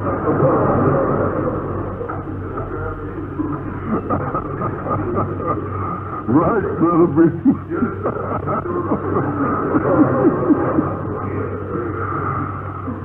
Oh, I used to tell him, I said, one of these days, I said, you see, I said, I have a temple right here. I said, you'll be in it. I said, you'll be with me then. I says, I will get arrested here. I said, they send me to, maybe to prison. I said, but, I says, I'll be the one. We'll have a big temple here one day. So he sees now. Now, way back then, 35. And so I travel up and down the East Coast, running every 2 weeks, 3 weeks, going to another place because the dog would be right there after me. Soon as they chase me, and find me up this tree, I'd jump to another tree or go in a hollow. And so I had to do that for several long years. Yeah. Brother right here to tell you. He and his wife could give a better, I would say, well, I could use to represent. They could represent me better than anybody on the East Coast. They've known me long. They know me. They know my moral character. He and his wife and some more there in Washington knew me back in those days when I was in my 30s. I was about in my middle 30s, Global. And so they know me. They saw me for years, coming in and out. And if you want to know me, you ask them. Ask anybody up and down the East Coast. I stayed up and down there 7 years in my middle 30s. I'm a young man. Up until about 42 years old, or something like that. Yeah, about 44 years old when they sent to prison. And just go up and down, go behind me where I went along. The people will soon tell you from Boston to Atlanta. And I stopped in and out every little city, town, all of them, and now today there's a light of fire burning. Allah has blessed me with temples in every one of these places. Brother can tell you, I would tell him I was at such and such place.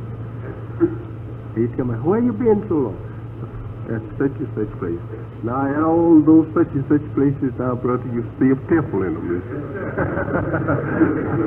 Well, Allah blessed me wherever my foot trod, He caused, the seed of salvation to prosper there. And it went into the heart of our people, and today there, as the old saying goes, cast thy bread upon the water, and after many days you will see it again. Well, after many years, now I see. Yes. So, brother didn't think that he'd be standing here today as a minister in those days. But he did. But he carried me down in that Virginia once and threw me on one of those bad cats. That cat was so bad he ordered me out in the backyard to a fight. Yes, sir. Yes, sir, brother, I will tell you. Pastor of the church. I made fun of him and he fell pretty cheap off from that. But he got jealous because that his followers was there beginning to, to listen at me, and the worst of it, his wife was about to become a convert. So the old ice maker, he just got real angry and just, lost control of himself. Being jealous of me, they're teaching people something that he didn't teach, and they believed it. And so I laughed at the old brother because I was pretty strong in those days. I was a young fellow, and I told brother he wouldn't have lasted 2 minutes if I had went in the backyard. Because the poor brother, he was a little ill, and he was very skinny, and he was pretty weak. And I thought maybe that I could have finished him off in a little while. But that wasn't the point. I wanted to convert him. I wouldn't argue with him. I didn't talk that kind. I made them look pretty cheap for talking to me like he did. Yeah. He didn't have enough truth to fight me with truth. Why now you want to take it out physically? Made a fool out of it. Yes, sir. But this is the thing we must learn to do. Be very diplomatic. Fight whenever, use your fist whenever you got it to do. And then make a good job out of it as you did out of your, your tongue. All ministers have to be good fighters both ways. Because they can be attacked all right, don't worry. But though I don't leave everyone to be like myself, I never expect to get in no kind of fight physically. Because I believe I can always outwit you with the word. And I will make you come off from that, and after a while you will be shaking my hand. And yet I wouldn't show you that I'm a coward. But I just believe I can outwit you with the word. And have you coming down and be my brother after a while. So, brothers, here today we are talking over this 6 months work. You may be seated, but unless you have something you want to say yourself. Was there anything you want to say yourself? Yes, I would like to tell my brother here, what is the whole apostle in his brother? He's a real fish. And as he said, I can bear witness that he knows how to fish. Because I went around with him. And he was teaching me how to fish. And I didn't realize that until just a few years ago what he was doing.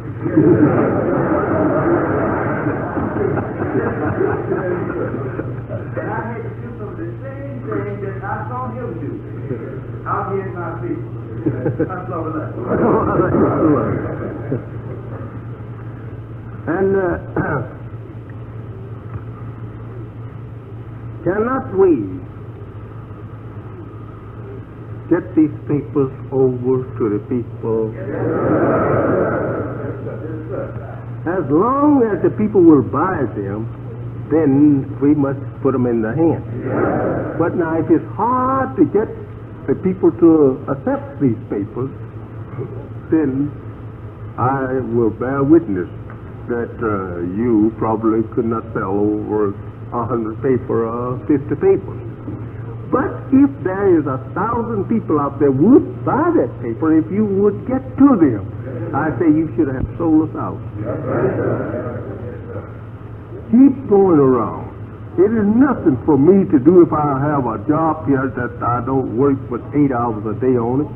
I should go on home, clean up, and spend out there. I'm going to try to spend at least 2 hours today trying to get this paper to someone. Maybe they will become a convert. Well, okay, I walk around, I drive around and get to a place where I can start, talking the paper to the people.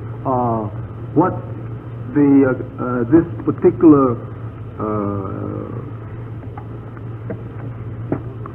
program of the Muslim. Have you ever read the Muslim program, brother? I'm not telling you yet I'm a Muslim. I was just reading here. This is a way they slip in on people sometimes. I said, oh, you just got a hold of it. Brother, I was looking at this paper here, the Muslim paper. They are talking about, we could make a better people out of ourselves and make a strong government among us. Have you ever read anything about them here in they have about 12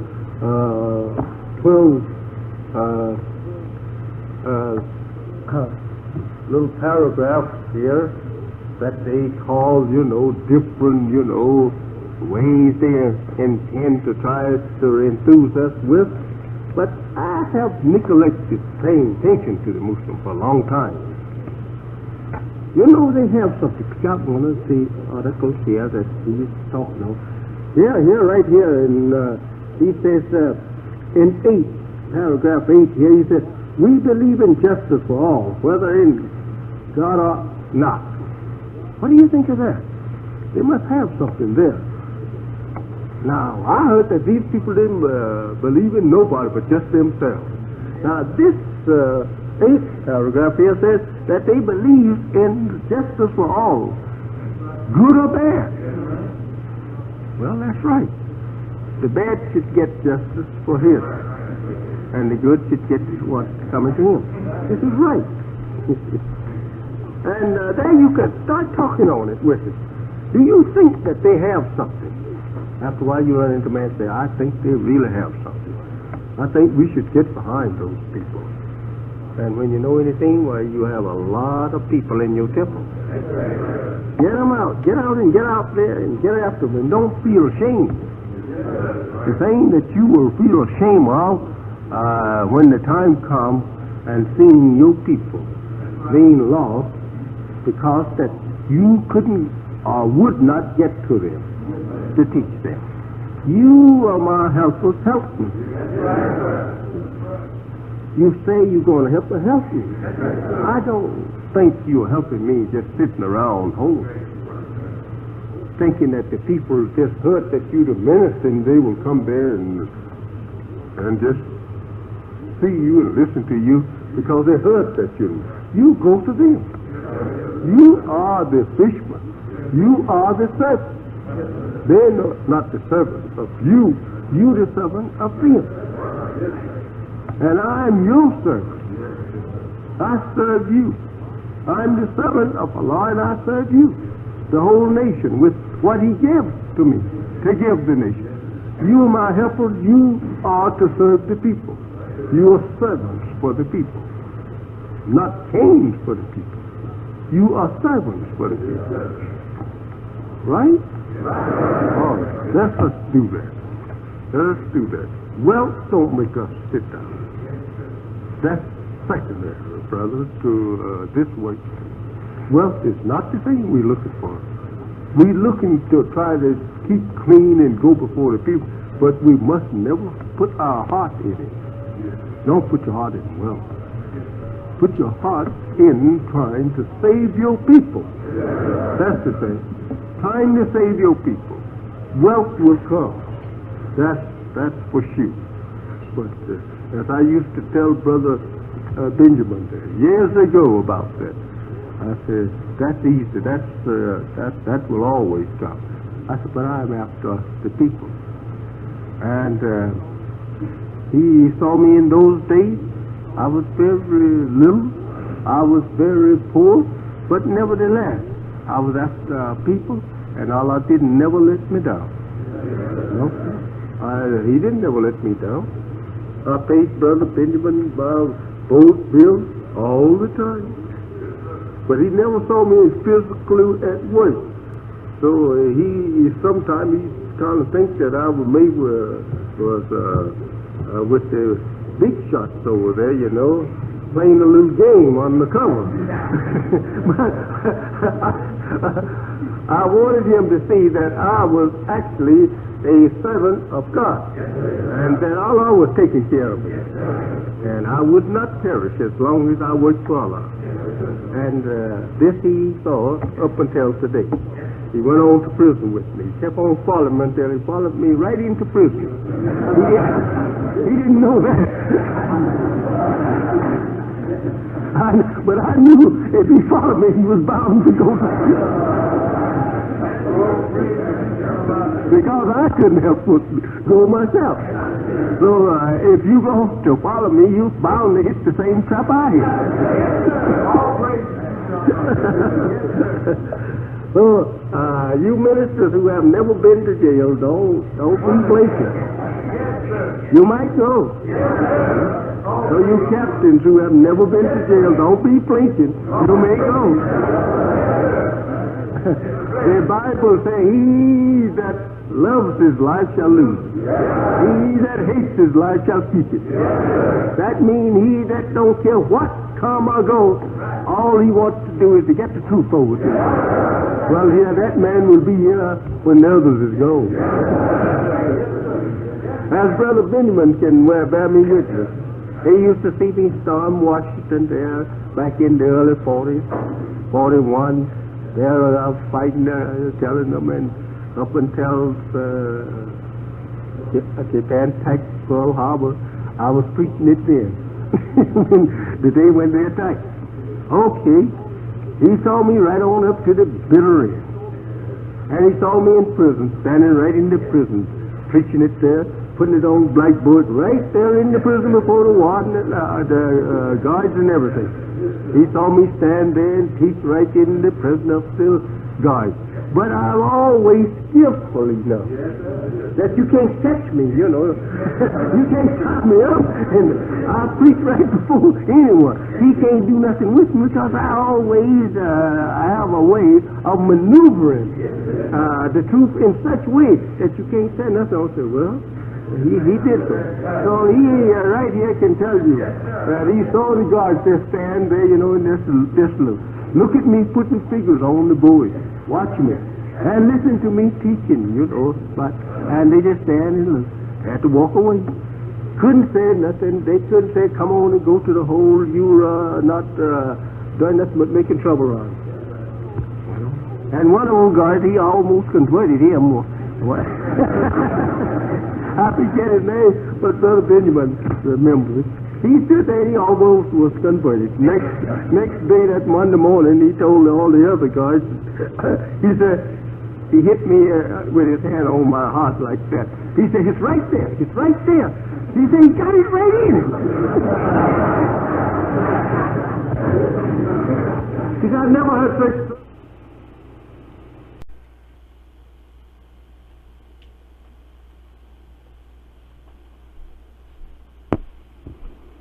And you have seen me all over the country. You have never seen them able to walk up and in what I'm teaching. You don't see them asking me questions in their writing. He says so and so, let him prove this and let him do. Don't ever ask that. No. It's settled when I speak. I always settle that. You don't have nothing to come back. You can't attack. I closes the door behind me all the time. Yes. And you don't find no way to attack. So I teach you to do that if you will let me. And I do think that while I'm here before you, I think we should have this kind of meeting once every 90 days, every 3 months. Every 3 months we should have a minister. And then you should come with all of that jotted down questions about the teaching for better understanding, and what you have problems among yourselves at your temple, you should come prepared like that once every 3 months. I'm referring to the ministers now. Captain should refer all of their problems to Captain Sharif. Yes. You should turn yours into him and meet with him as often as he demands you. And this will keep us up to date with each other now work. But I think I'm near now.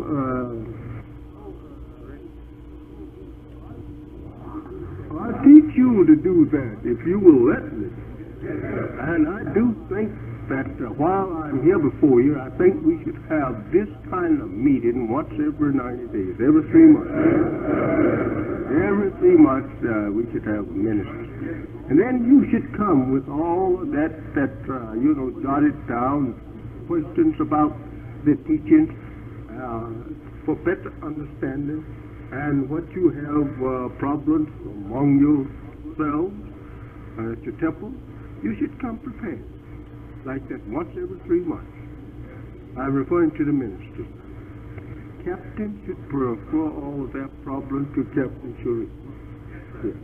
You should turn yours into him and meet with him as often as he demands. And this will keep us up to date with each other and our work. So, I think I'm near now, about ready to close with you. We have been here now over 2 hours. But I think, let's see. Yes, sir.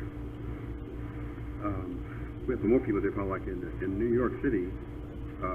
They're putting forth an effort there. In fact, when I was there last Sunday, they have about 3,500 papers. They had paid for 11, lying around. They discovered there last week when I was there. Since your letter of April 24th. And this shows accuracy on part of the laborers. They claim they don't know anything about it, but they should know about it because they're right there in the city. And they should be selling about 60-some thousand papers there. And but they aren't. Because in order for your program to be successful on this economical program of reaching the people, we have to get the paper out to the people. And the way we're doing, we are decreasing. We aren't helping you, we are decreasing. Well, you mean to say after all of that publicizing this paper in the buses and in the on the highway and up and down this city's main welfare or thoroughfare, that didn't do any good? No, sir. You have taken it on yourself to see if the paper will be accessible to the public and spend over $30,000, and we haven't increased one paper for that. But we have decreased. When we started out, before we had the bus advertising, we had 206,000 papers we're selling. Now we're selling 159,000 papers. In all these cities where you're advertising, they haven't sold one paper more. In fact, they decreased. They're selling the papers. That's pretty bad. Yes, sir. Ministers and captains, this is bad. $30,000 gone to try to aid the spread of this paper. The subscribers to this paper, we tried to aid them with $30,000.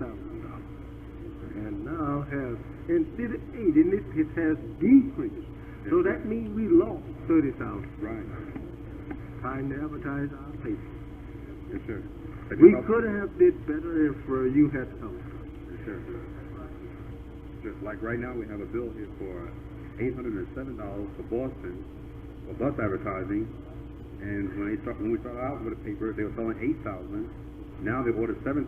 Last year, 1,000. They decreased 1,000 papers. We got a bill here now for $807 for bus advertising. And they should, and Boston should, they aren't coming at the par. We got a bill here for $807 for advertising. And it hasn't helped out any. Well, Boston, I think you should increase your paper. Because this is a lot of money to advertise. You should try to sell 2-3 times that many papers. Right. Yes. So, as the Holy One said, try and save your people. Try and save them. Your own kinfolk. Start at home. Try and save them from this destruction. So let us give it to them. Do that. And don't scold them and force them and tell them, I'm going to give you time. If you don't do it, this makes trouble. In fact, about it, he isn't worth it. If you've got to go and jail a man to do good, he's not worth it. We don't want that person. No. We want a willing man. A man that sees the good of trying to entice the people to go and follow the right way. Do that. Elijah's with us. Now we must be with him. And again, I want to say this, that we are not going to recommend no time for one not selling the paper. We're not going to recommend no time. If a brother don't want to sell the paper and he can sell the paper and he don't want to take part in contributing to the cause, okay, if he say, I don't want to sell no paper, I don't want to get out there in the public. Why, brother? Is there something out there in the public you think might hurt you, your status in here, something like that? Well, all right then, brother, how much can you give us? See, how much can he give you then? Maybe he might be willing to give you a good charitable, sum. Now, all right then, brother, then you don't want to do that because that you fear that you will be seen by some certain people, or some people is, they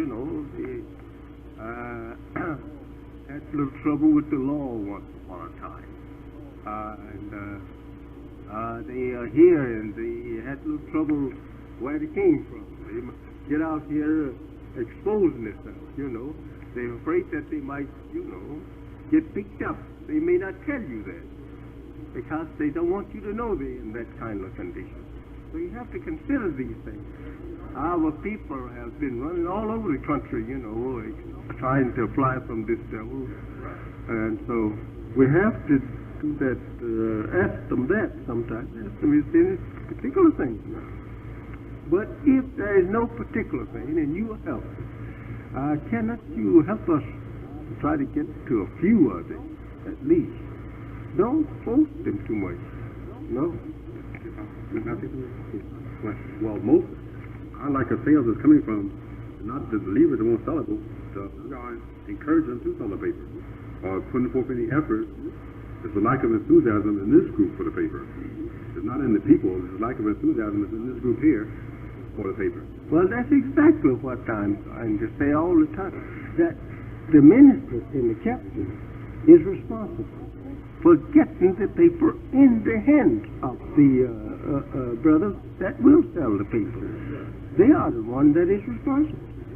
But, yes, brother captain.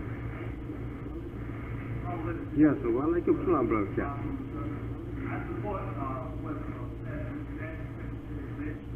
we have been there. And I do feel that the council is right here among Christians like the Christians, one of the true. I feel that we get together, we put understanding, we put a thing dry, that's really the captain, we all get together and take counsel on ourselves, go ahead and put it, then we will over the top. I know that we can do it 100%. Indeed.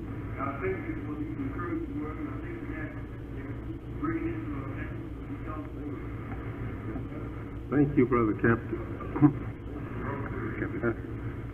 Yes, brother captain. Yes, brother captain. Yes, brother captain. We had a brother in Boston who and those were teaching right from the school.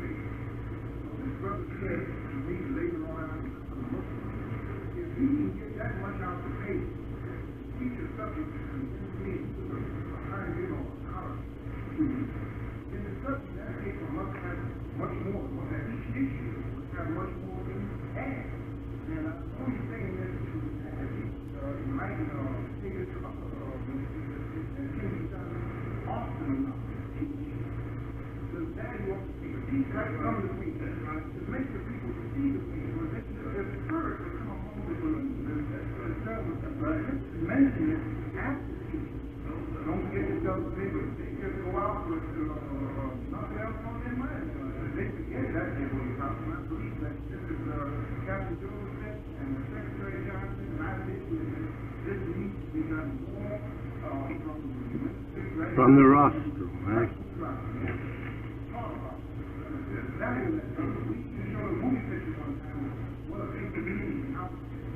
Recorded on paper.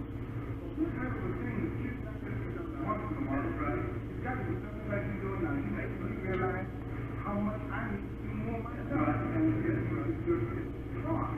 But you get the spirit of it. You put spirit in that regard. And what you're teaching is we are blamed, right? Not Japanese.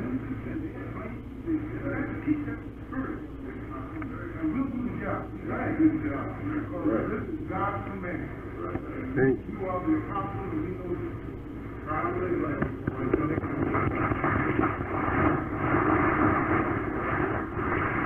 I think that Captain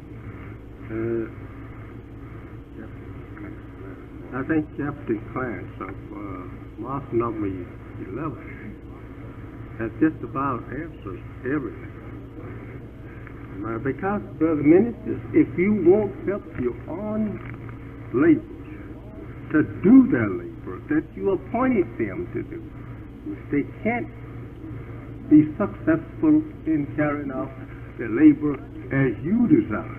You will not get the success as you desire. You've got to help them. This paper here, I could take texts from the paper many times, brother. And if I want help get this in the people's mind, this program, I never miss it. Every time I get up to teach, I'm going to get this proposal. Main thing that we must do something for self. Here I'm going for the program. Here I'm going for the paper. You should get this paper, each and every one of you. You should take it home and you should try and get a subscriber from your own family. Everybody should read this paper. Look and hear what the man said. He said, we want justice. Oh, brother, you got everything you want. We want justice, equal justice. Isn't that true? You will tell your people. My brother minister, you got a text right here. He says now here about equality. He said we want equality of opportunity. We have been deprived of an opportunity to become equal. You say, you've got something right here. Brothers and sisters, this paper will give you enough outline of our teaching for you to open your eyes and see that we need to do something for self. We need to get on some of this earth that we can call our own. You got something here. This paper here brings to you everything. I was looking here at, I'm just telling the minister here now how they go about it. I see here where that our leader teaching in New York and in Los Angeles. He says here, Allah has sent me to unite you into one nation. Who would not want to be united in one nation of ours? The minister got him a text right there.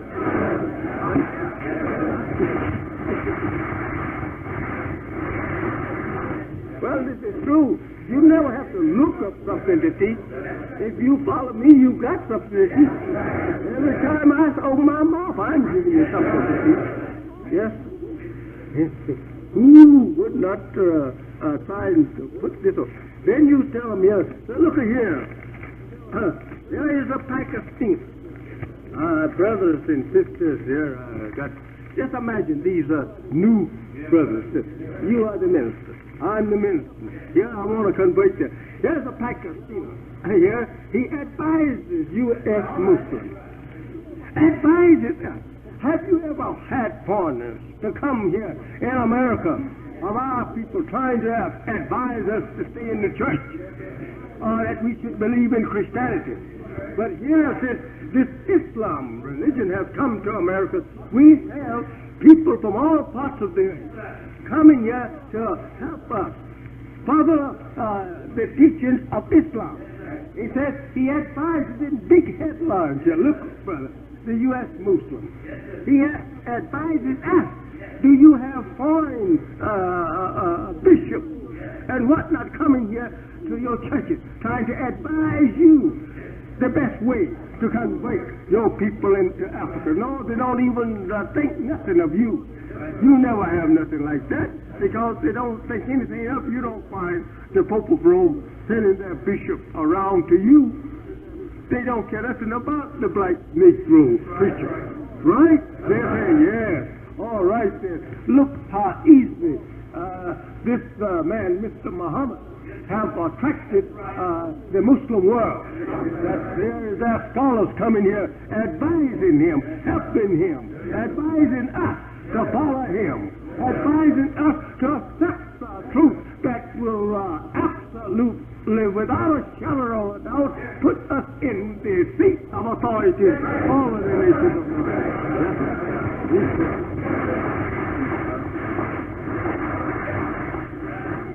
The dear Apostle, you show great enthusiasm for teaching, putting the cross, and you get into your work, but we don't follow up like you follow up yours. We don't do this.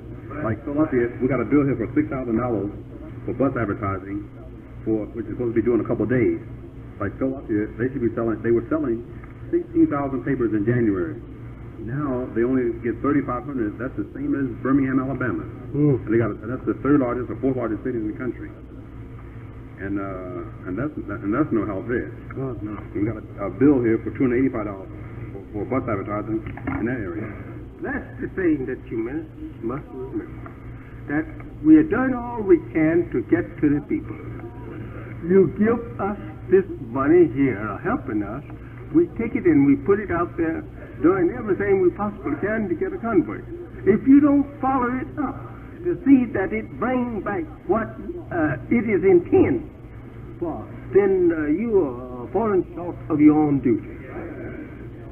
For a big city as Philadelphia, Minister Jeremiah, you should have, oh my goodness, 10,000 papers sold there easy. Yes, sir. Yes, sir. And especially as well as you know Philadelphia. Right. You know Philadelphia. Right. It's your home, isn't it? You know that city. Right. You know how to put out your followers to go in certain sections and get this paper over to them. And you know how to advertise it. You are a good advertiser. You got that good-looking smile on your face all the time. And while you could sell me 10 papers while I didn't want to buy but one. If you just come to me with all that beautiful smile, that soft talk, why, I would buy lots of paper from you. I just keep buying paper every time you ask me. Yes, sir. But you're not doing that in your city. Don't, I want to say this already, this jump. Don't take for granted that my attackers who have wanted and tried to mud wash me all over the country, don't think that that's a hindrance to you. No, that's no hindrance to you. You see that Allah has not left Muhammad. You see that Allah is still giving you converts when you are on the door. Right? Well, that shows you that what the people are trying to do against Muhammad, Allah is saying to you in what? That they have me to see it. What? Like Malcolm gone to Egypt and Africa, trying to get the people there against me. By saying to the people there, he's an adulterer and he's this and he's that, and trying to destroy your absolutely reputation throughout the world. But Allah is the one he should have went to. I wasn't sent by the Arab people over there. No African give me my mission. No Imam from no mosque in Asia give me my mission. He didn't need to leave America. He just needed to went down on his knees and ask Allah, is this man all right with you or not? He'd have got the answer here. Not to waste money going all over the country, because that cares nothing about whether Africa or Asia either one of them believe in what I'm with Allah. We're going to bring about a new world of Islam. The old world, we are not particular. We know they may grumble after a while, but nevertheless, they have the power. You have it in the Revelation there in the last book, that you see there, the readings that tell you 24 elders fell down at the feet of the Lamb, cast down their crowns at the feet of him that sitteth upon the throne, and then give credit to the Lamb for bringing them into the knowledge of him and made us now priests to the Most High. We didn't know he was the Most High. The Lamb made us to sing.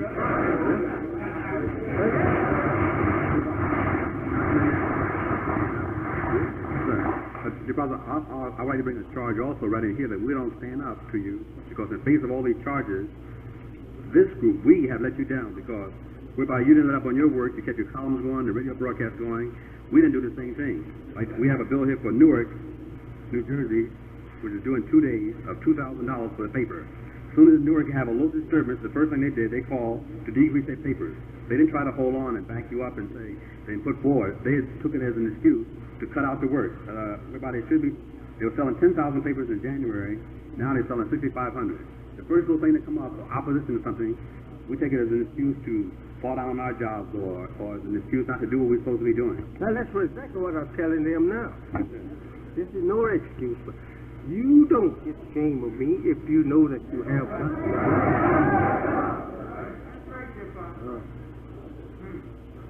Take a fighter like our brother Troy there.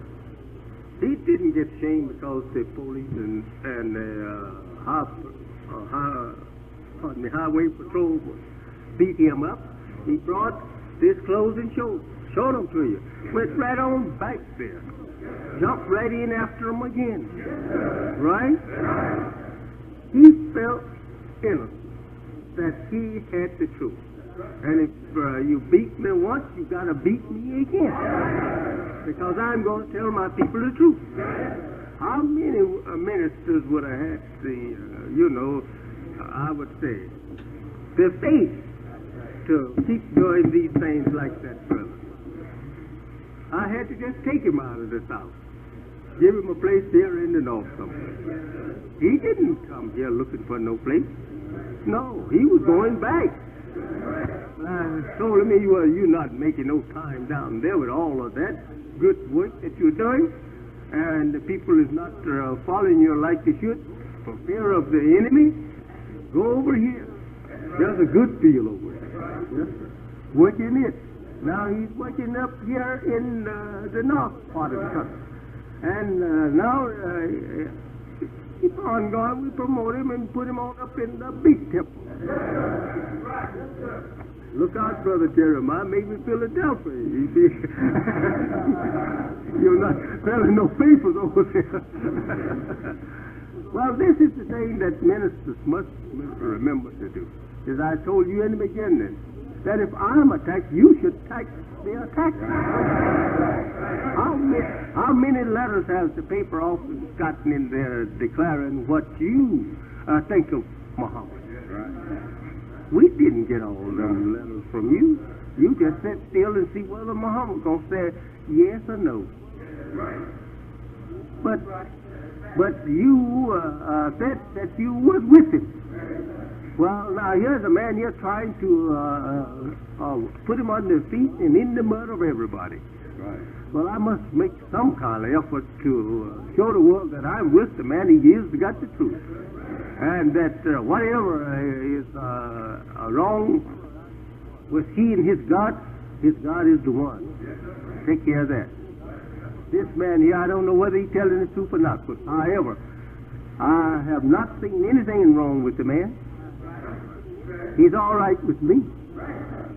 Why didn't you do something in that way? But not the office that received no letter saying that I know. As I told Brother Benjamin just a while ago, he's been knowing me for ever since 35. Right. I didn't get no letter in the office that he knew me. Right. Right. See, this is the thing that's right. Right. He knows if any man know my moral character, that man and his wife know. Right. Because I was a young man. Right. In those days, he used to see women trying to get after me. He used to see me get after them and make them better. Right. And there would fall for them, that kind of stuff. All right? For a long time, 7 years up and down that coastline. Right? My wife used to come and visit me sometime at his house. I couldn't come out here and visit her because they would kill me in those days. All right. Now the enemy that was after me in those days, he's dead. Allah told me that when he died, he said, you can go back, son. and I will be with you. And so he said, now, this is the thing. When we sell lots and don't follow it up, that don't go for nothing.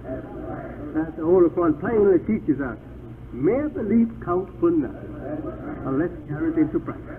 If one of these captains says, I will take my fruit and I will defend this temple to the last drop of blood in it. But if we never see him even try to convince someone trying to scandalize the temple that you are wrong, brother, this is the truth. He never speaks up then. Well, how could we expect him to go out there and spill some blood? No. This is the thing. So if you're going to stand on the rostrum and preach to the people, brother minister, that Elijah is the messenger of Allah, and a man over there starts throwing mud in his face, and you sit there and look at him, I wait and see if he's going to wipe it out. If he don't wipe it out, then I know the mud is due him. Maybe I'm wrong myself. This is the kind of thought that you start entertaining. I know what you start thinking. Most certainly. But whenever I see that someone's slinging mud in your face, and I know you have still a lot of good around here, what right they have to say that that man is not a good carpenter? When he builds this house, he builds a good house here. And now they are talking about he's no carpenter. I'm going to go and tell him. If I ever take a hammer and knock one in the head, I'm going to tell him that man is a good carpenter. And I defy you to disprove it. But this is right. But if you don't back me up when I'm tongue-lashed, how could I expect you to back me up if I'm shot at? Cut at.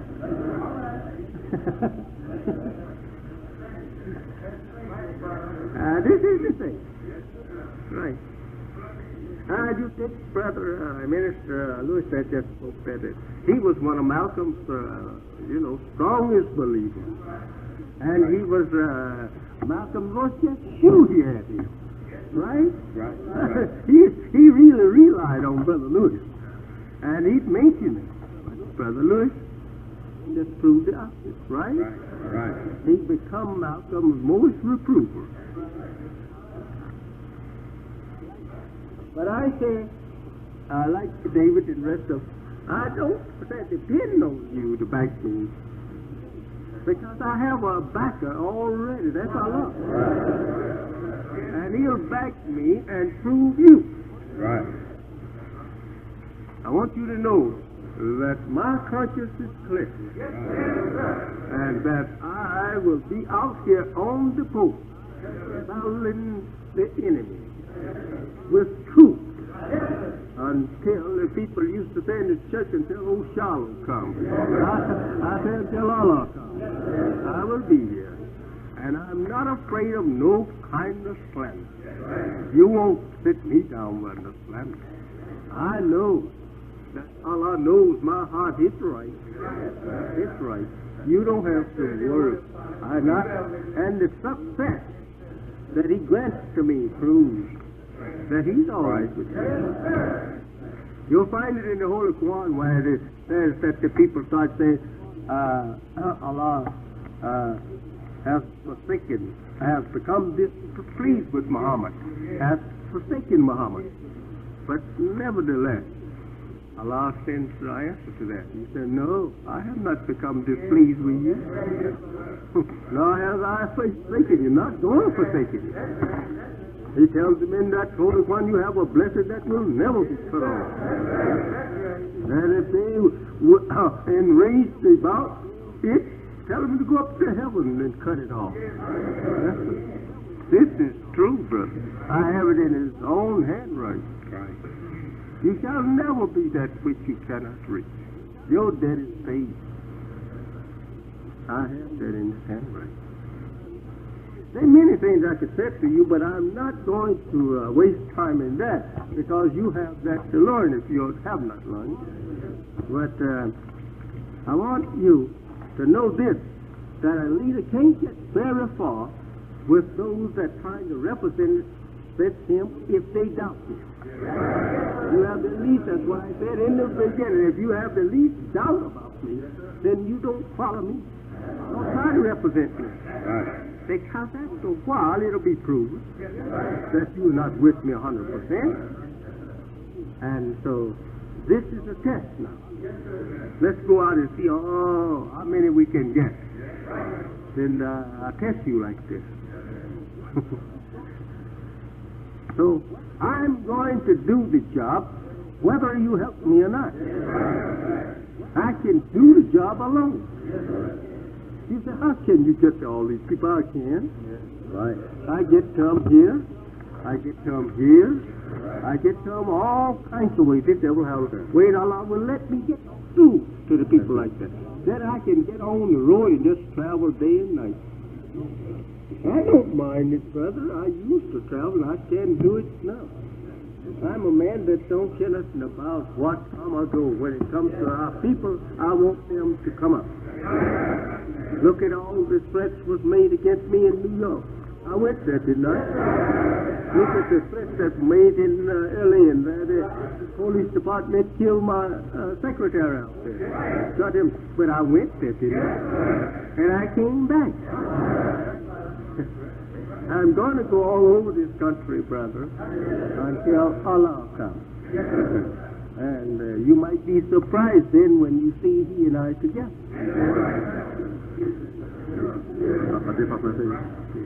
Also, we have another place like in the Baltimore, Washington area.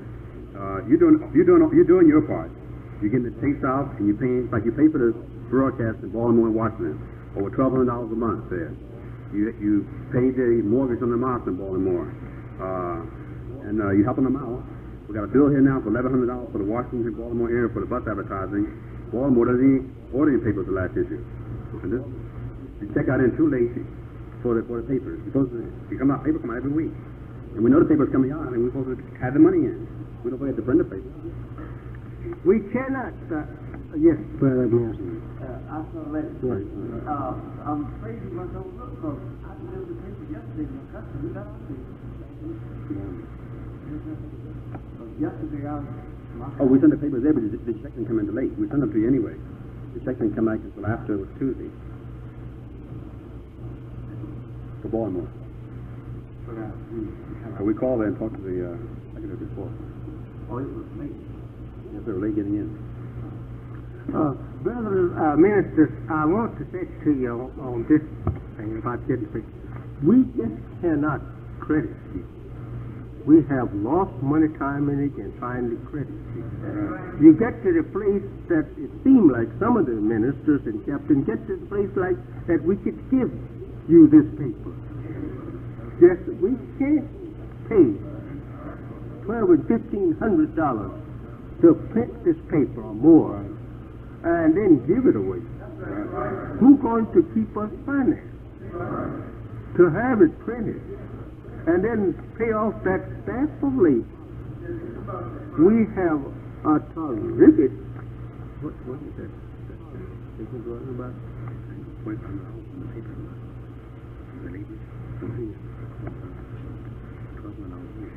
I thought it was something in there.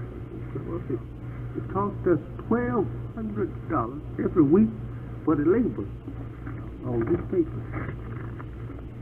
Besides, now buying it and getting people and there's other expenses. Right. This paper costs us to get it out to you. And we look for you to replace this expense. Editors don't work for you for nothing, especially when they are not yet accepted Islam. They don't work for you for nothing. Everybody wants all they can get. They'll come to you for work and they may start off with you a little reasonable. After a while he tell you he was getting so much and so much for this job. And then that means pay me so much and so much. Like the white man pays.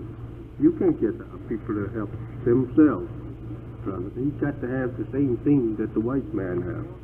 I'll give it to you. So I want you, brothers, ministers, brother captain, to please remember us, that we get ourselves in debt. We are trying to publish this paper And that's why we keep talking about the paper. We want this paper to get out so that we can pay off this labor staff and it cost us nearly $5,000 a month. Overall, I think it is, isn't it? It's a week on the paper. A week on the paper, yeah. $5,000. Printing and everything. Printing and the labor. $5,000 native. Nearly $20,000 a month we have to raise. So please remember that. But we can get 25,000 converts. Not 20, but 25,000 converts if we go after them right every month. And now let's see. Also, dear Papa, you paid out like, you see the expenses of the paper. We aren't backing up by getting the paper to people to make converts for you. And it's going for naught. Like, for a trip to Los Angeles, you paid out $12,000 there for that trip there. To Detroit was $3,500. And to, $3,500 to New York and $2,000 to Detroit. And this money for now, you put out $65,000 for radio, $30,000 for the broadcast. But we aren't backing it up. You're keeping the words on, but we aren't doing anything. All over the country. We are sitting down like someplace. We got tokenism. We got some brothers. We got two brothers here in Chicago sell 1,500 papers. Some of the smaller places, they only sell 1,000 papers. We have one brother do it themselves. Some of these big mosques sell. We got one brother sell 1/3 of what Baltimore sells, 1/3 of what Philly sells, and some of the other big places in Newark. And two brothers sell much of the Newark right here. But we're not putting forth the effort ourselves. That's right. And all this over $100,000 that you're paying to spread the word, but we aren't backing it up. And we say yes, that's right.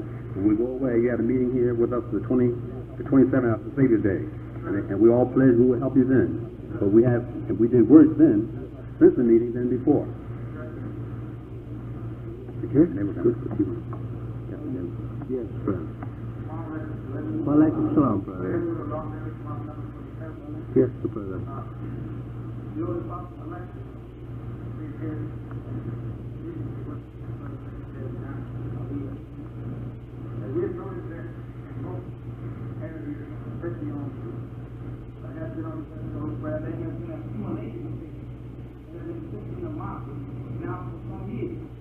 And this happened when they asked to buy more papers because there are papers that have been in market now for nearly 2 years. We got some papers from some market 2 years ago.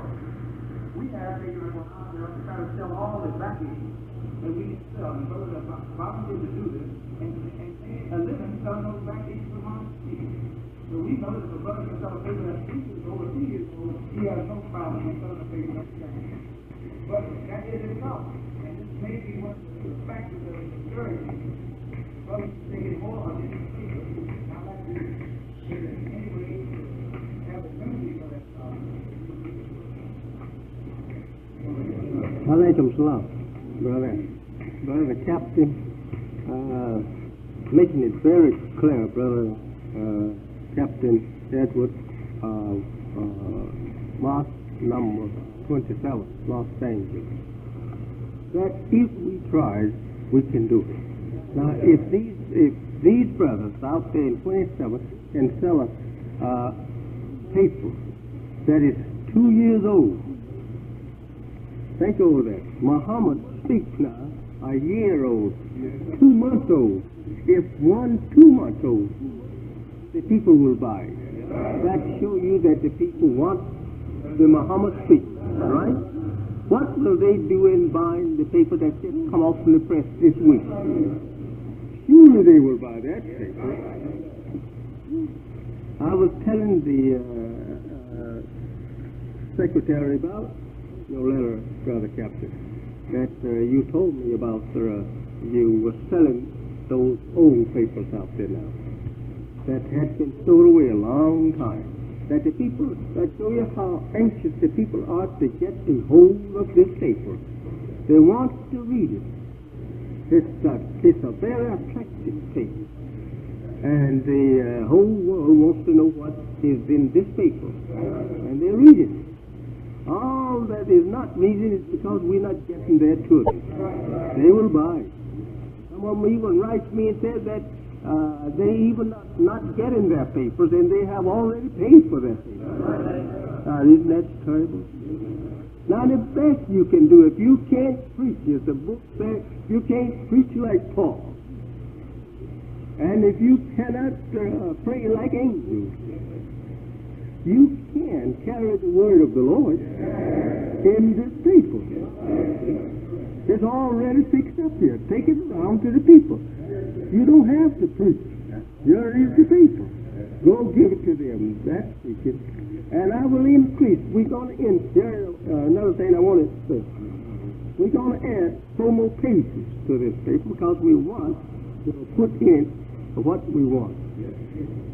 I want to add the Holy One in here, brother. I want to run some teachings, an explanation on texts of the Holy One in this book. I know I'm going to have some to my minister that I would not approve. Then you're clashing with me. And then the minister will not think much of you then. They say, why didn't you tell him then that about this before that you told us to do this? So this is dangerous. Always tell me. As I say, I wrote articles, I carried my tape, I tried to give my tape recording sermon to you throughout the time that you was sick and lying on bed sometime. During, as I just told you, I came down to just 118. I used to walk across the yard sometime, and I would be trembling in my legs. And you have heard my voice many times. That it sound weak. And you saw me on Halstead Street over here, Avenue, a few years ago. I think it was 58, wasn't it? No, 60. When was we on Halstead? 62. 62. Yeah, 62. You saw me stand there before the people. I was a man that was very ill, all but collapsed. I told my wife if I had not sit down, I would have fell. The only thing that strengthened me was when that dentist got up and started talking against her. Then I got angry, and then I didn't know I was weak at all.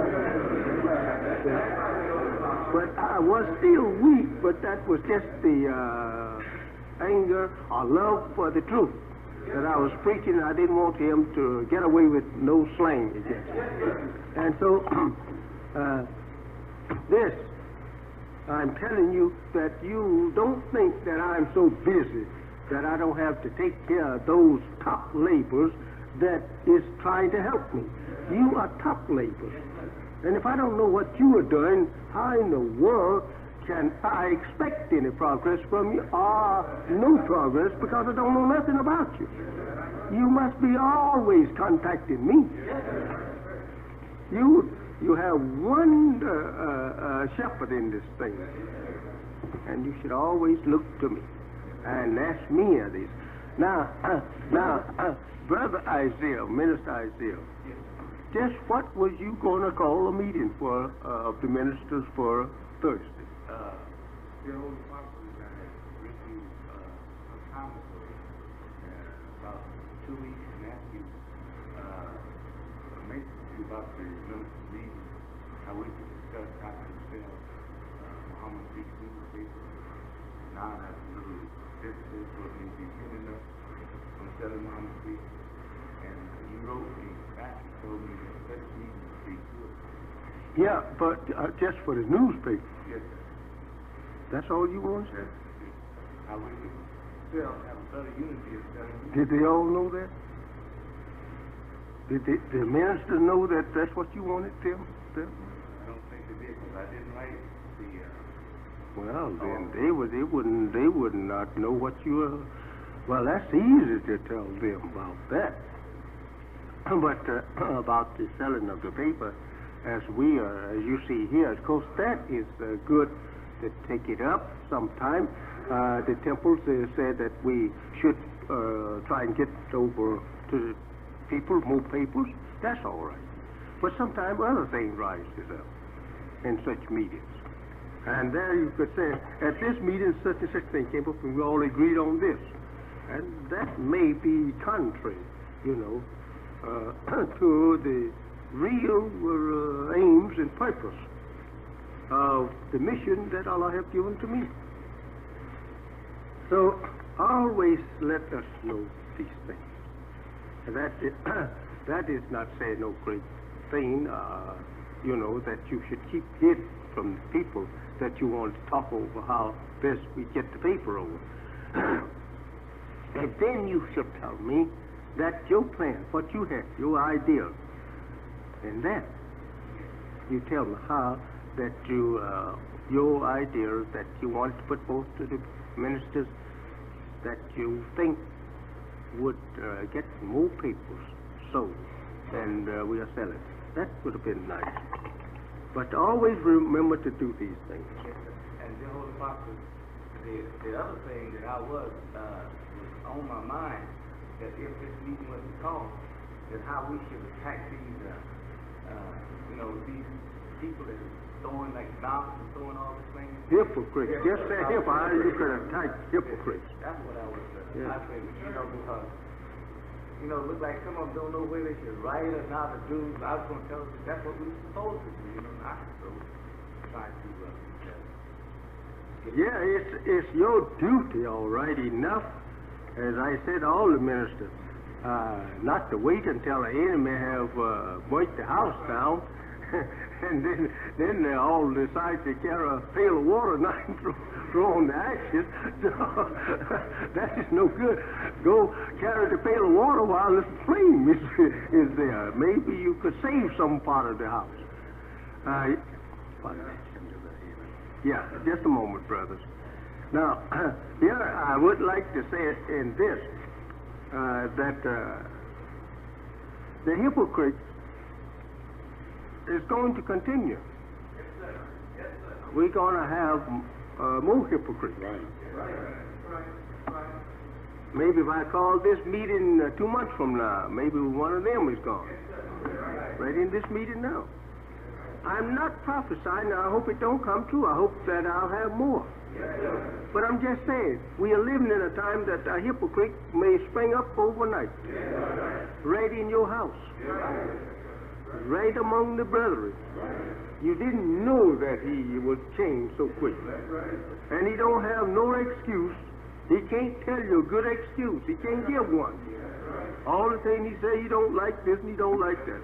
It's just Allah making it manifest to you and me that he's no good among us. And as you have it there in the Bible like this. It says, I am the true vine, and my Father is the husbandman. And the branch that branches off from me, the true vine, if it bear not fruit, then my Father or the husbandman, he will prune it for me. He take away that branch that won't produce. Well, he was making a parable of himself in God, that he was the true shepherd of God, and his followers that follow him is true. But those weak ones, they are like a weak vine having a sprout coming out from the vine that will wither. And the pruner comes and prunes it up to keep the vine going alive. Well, that's the way he was given to you, that he and his followers are. The weak one, Allah will weed him out from among them. See? And he's doing that. He's weeding them out. I didn't know they was there, but he knows. And you may find, wait a minute, I think I have this somewhere in my pocket. You may find actually the work of Malcolm and book on the life of Muhammad. The author is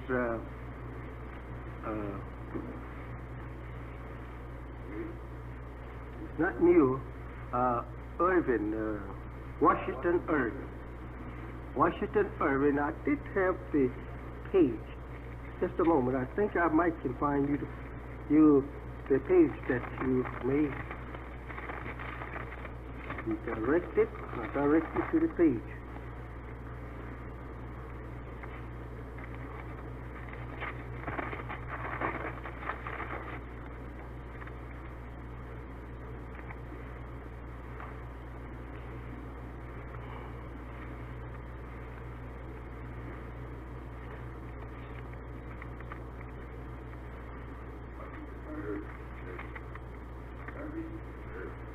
Washington Irving?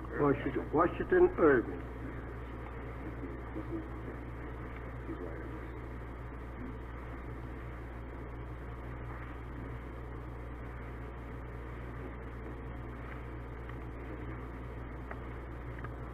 It reads something like this.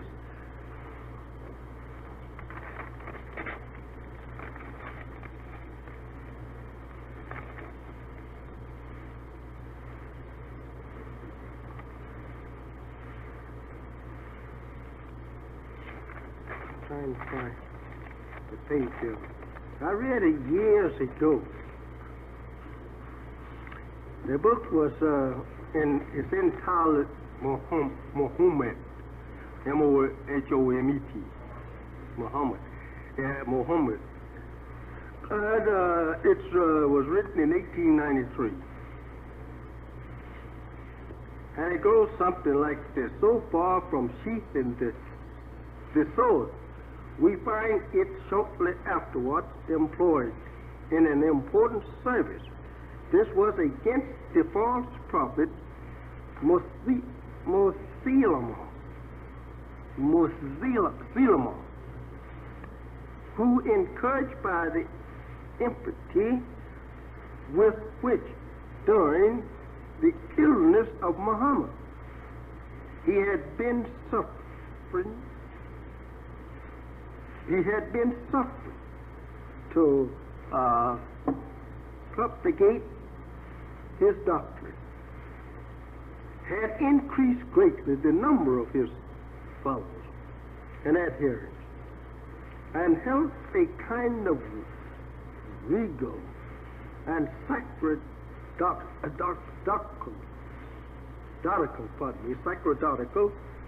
sway over the important city and fertilized province of Yemen between the Red Sea and the Gulf of Persia. It goes on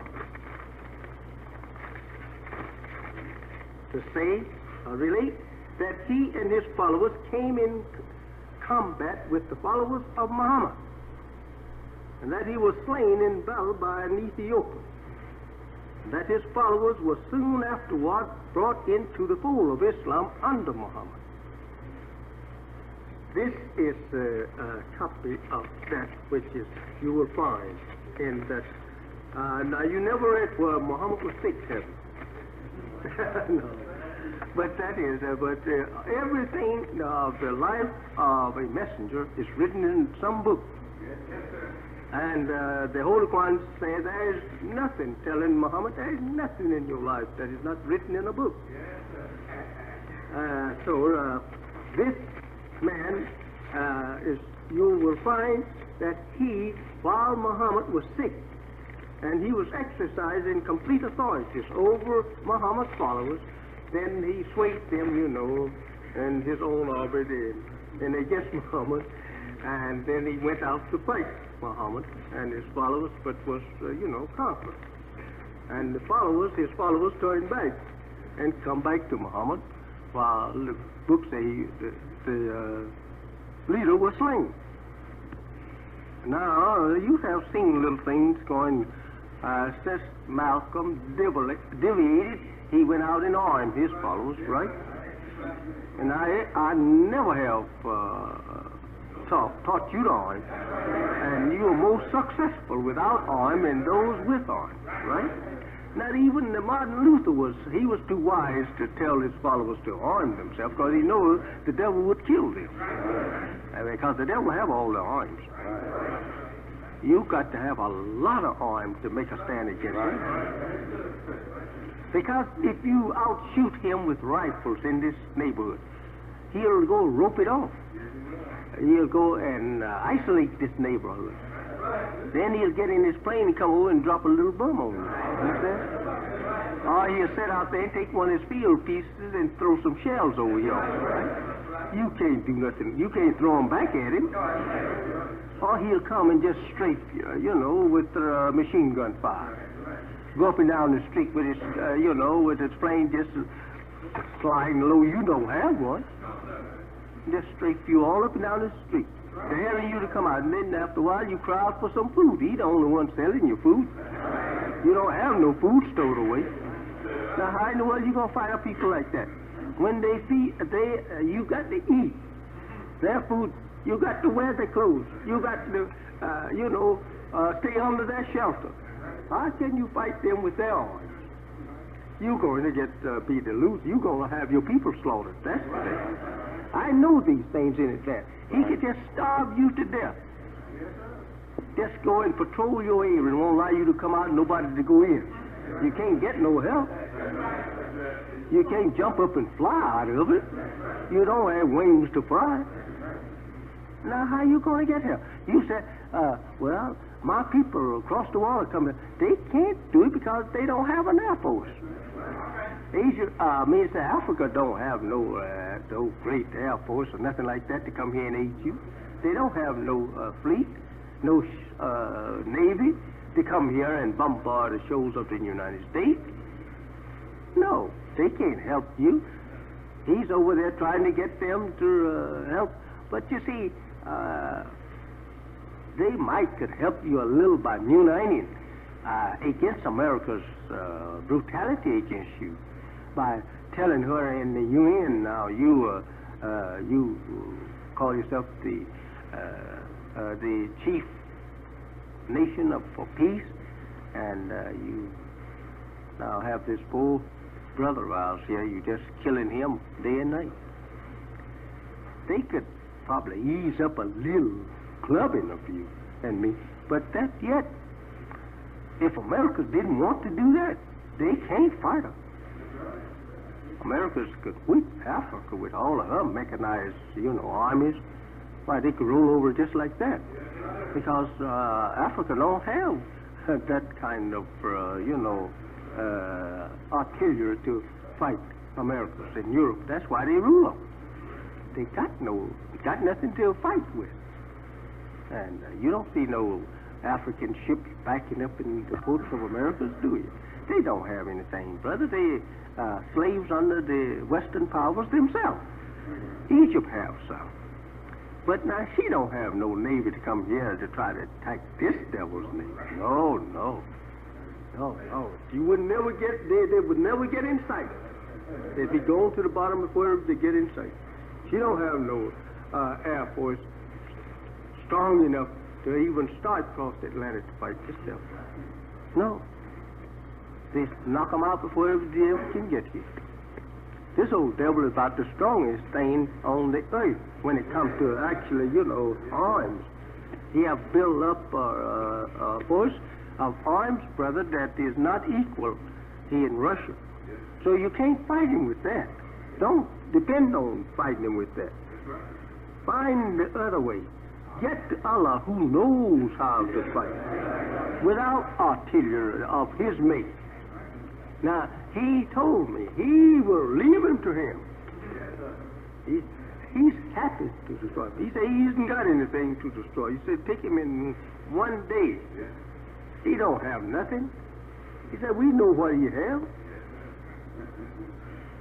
I told him about the poison gas when they get to it. He said, we know all about that.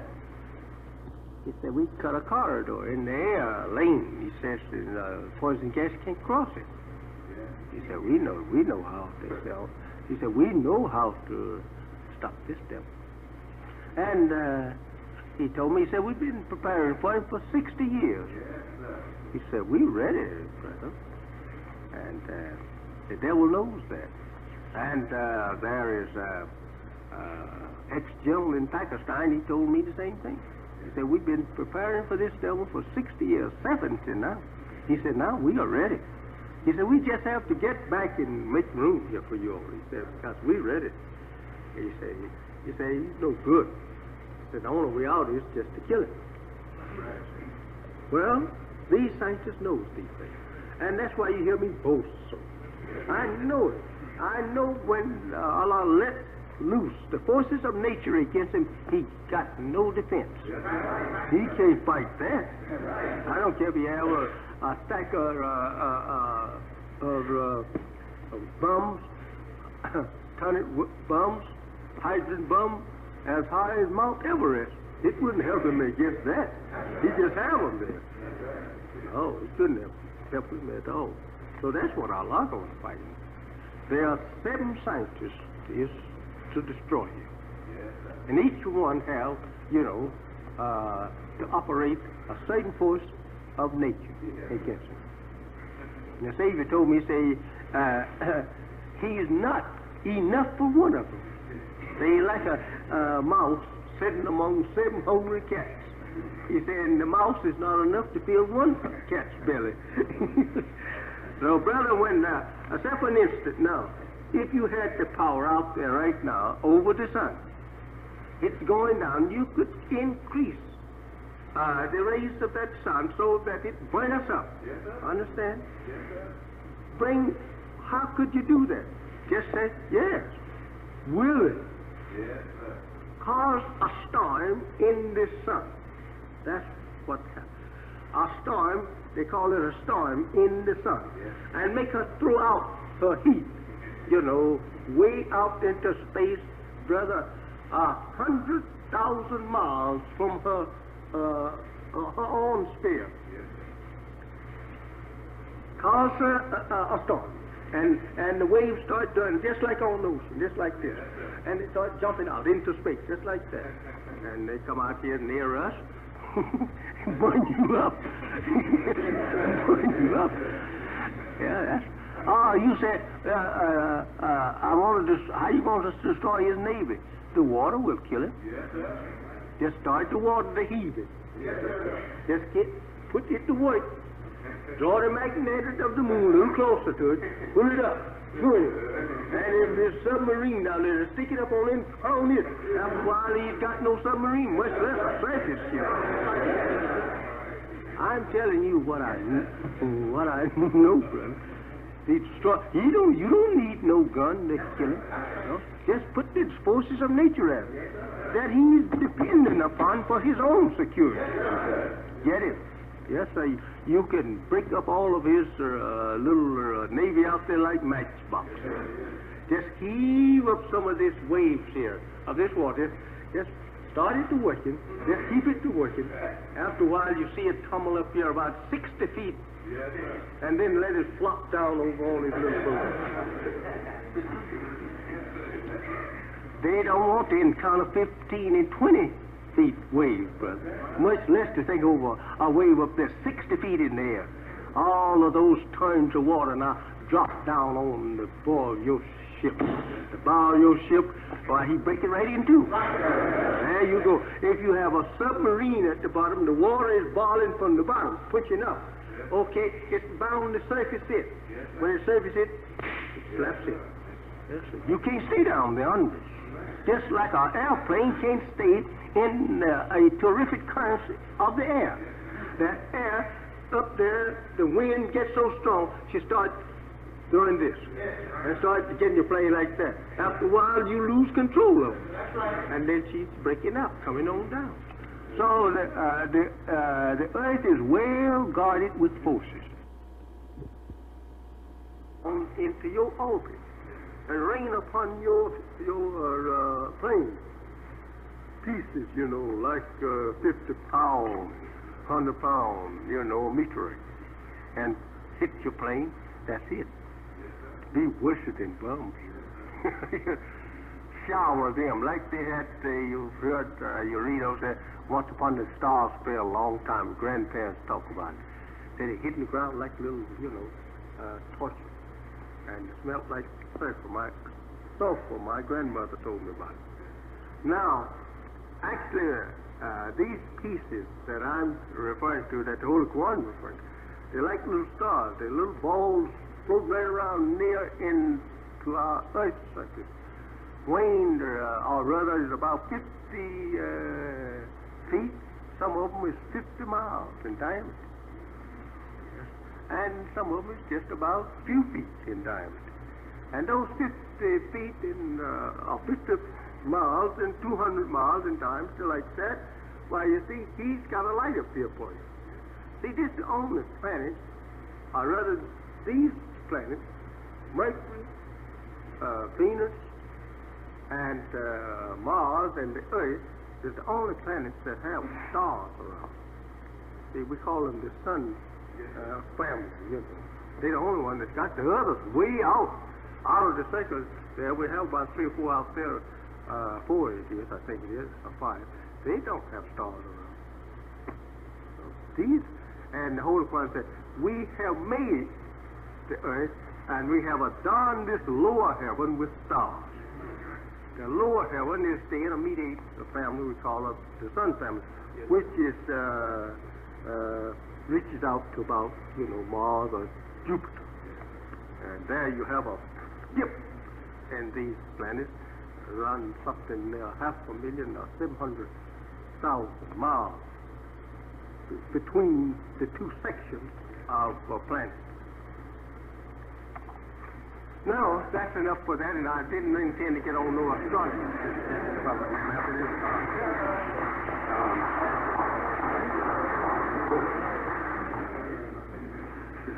We the same group you talked to back in February, and we say yes to your program, but we don't keep it up in the papers. Like we have number 9 Youngstown, which is operated by number 22. They seem to be more interested in business than they are in getting converts or getting the papers. They didn't order any papers the last time. That's in Pittsburgh, and like number 9 Youngstown and 17 Joliet and Lansing. These places get your name, they use it, but after they get the name, they don't do anything to keep it up. And this is misrepresentation themselves by not keeping up the name. They don't put forth the effort to get converts. Well, I think, Brother Secretary, I think they have understood now. And I don't think that they will be like that on the return. I think they have agreed with us that they will push this paper, and that the orders and everything, that is with you and them. I tell you, brothers, we must, by all means, get our order in for our paper in time. Because there is people in your city be looking for that paper. And be sure you send your order in at time if you have to borrow it from each other. But we can't send it to your own credit. We either lose too much of that. Just think over how much we was behind, $60,000 still. And think over how much that we got behind once with the Brother Alexander. Yes, sir. We had to pay him $10,000 for back debt. We must not carry that ugly name. Because if the papers is given to, presented to the public, they will buy. And so be sure now, let us make this agreement today, and that we're going to stand like the Rock of Gibraltar. If I one other thing too, we have like the Central Point program. We're paying out $55,000 a year for a radio program, and you're paying like in Miami, you're paying $200 a week out on radio, and they should, and according to people that have in Miami, they should get $190 for Central Point. The temples aren't even pushing at Central Point. They're doing the same thing now they're doing 2 and 3 years ago. And they don't push these charities, they don't teach charity. Like Central Point last month, we got $5,000 in the Central Point. If there's a little bit of effort being done, we should be getting over 19,000 if you have a few more radio stations. And many of us are asking you to take care of us. Instead of going out there and hustling ourselves, we want you to pay our rent, take care, feed us, clothe us, and everything, and they don't even Yes, I most certainly have. And we get many requests that labels want to live off you. They want to take care of their captains, ministers, secretary, lieutenant, pay their rent, the car notes, and house bills, and all the different things.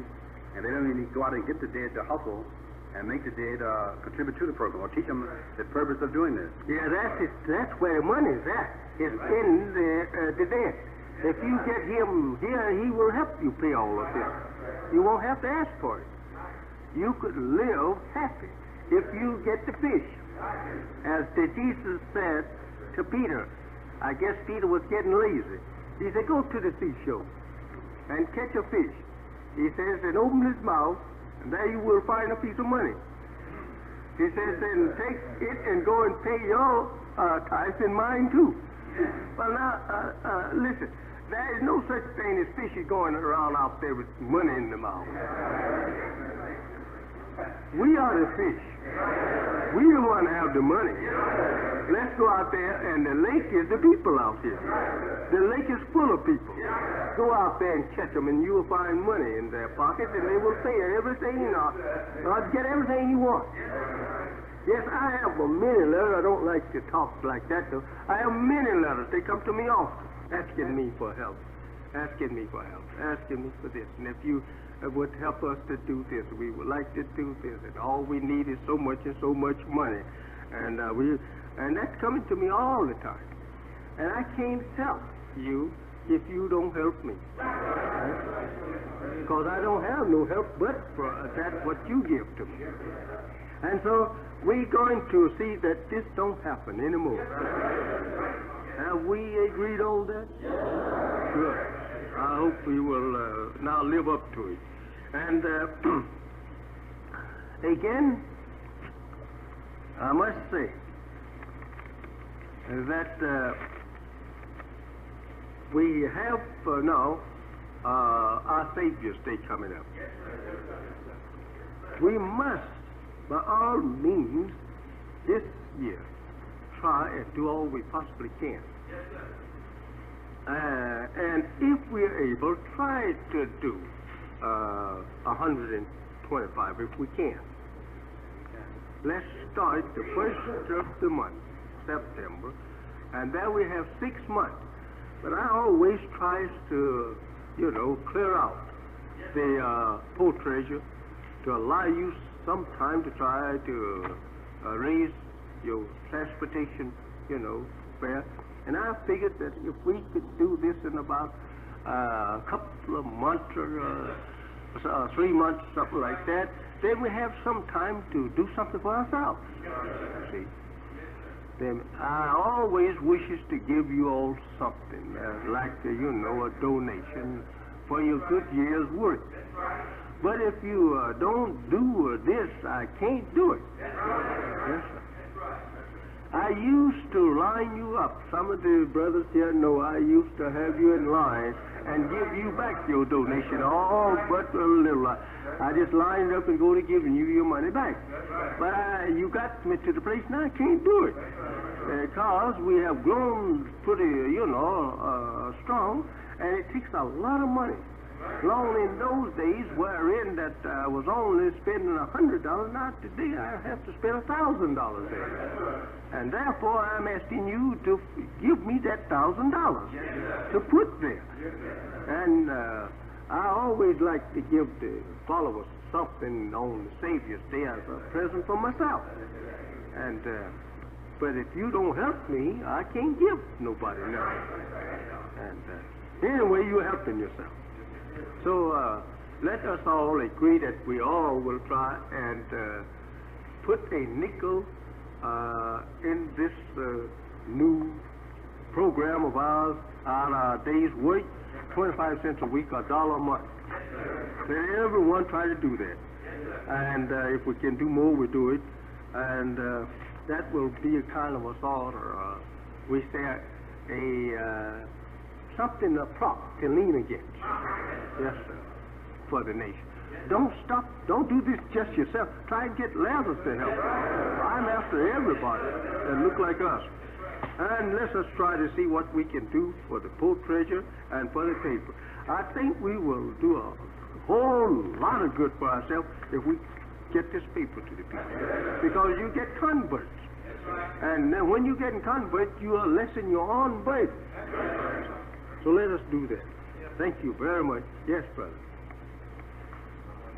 Well, I like him so, brother Chapman.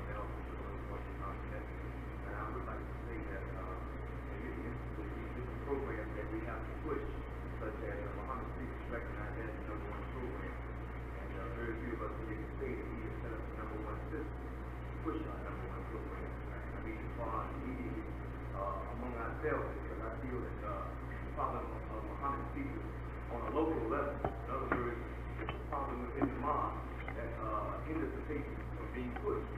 And when you get a combination of all these problems from the different mosques, then it amounts into a national problem. You find the 66,000 cases behind it.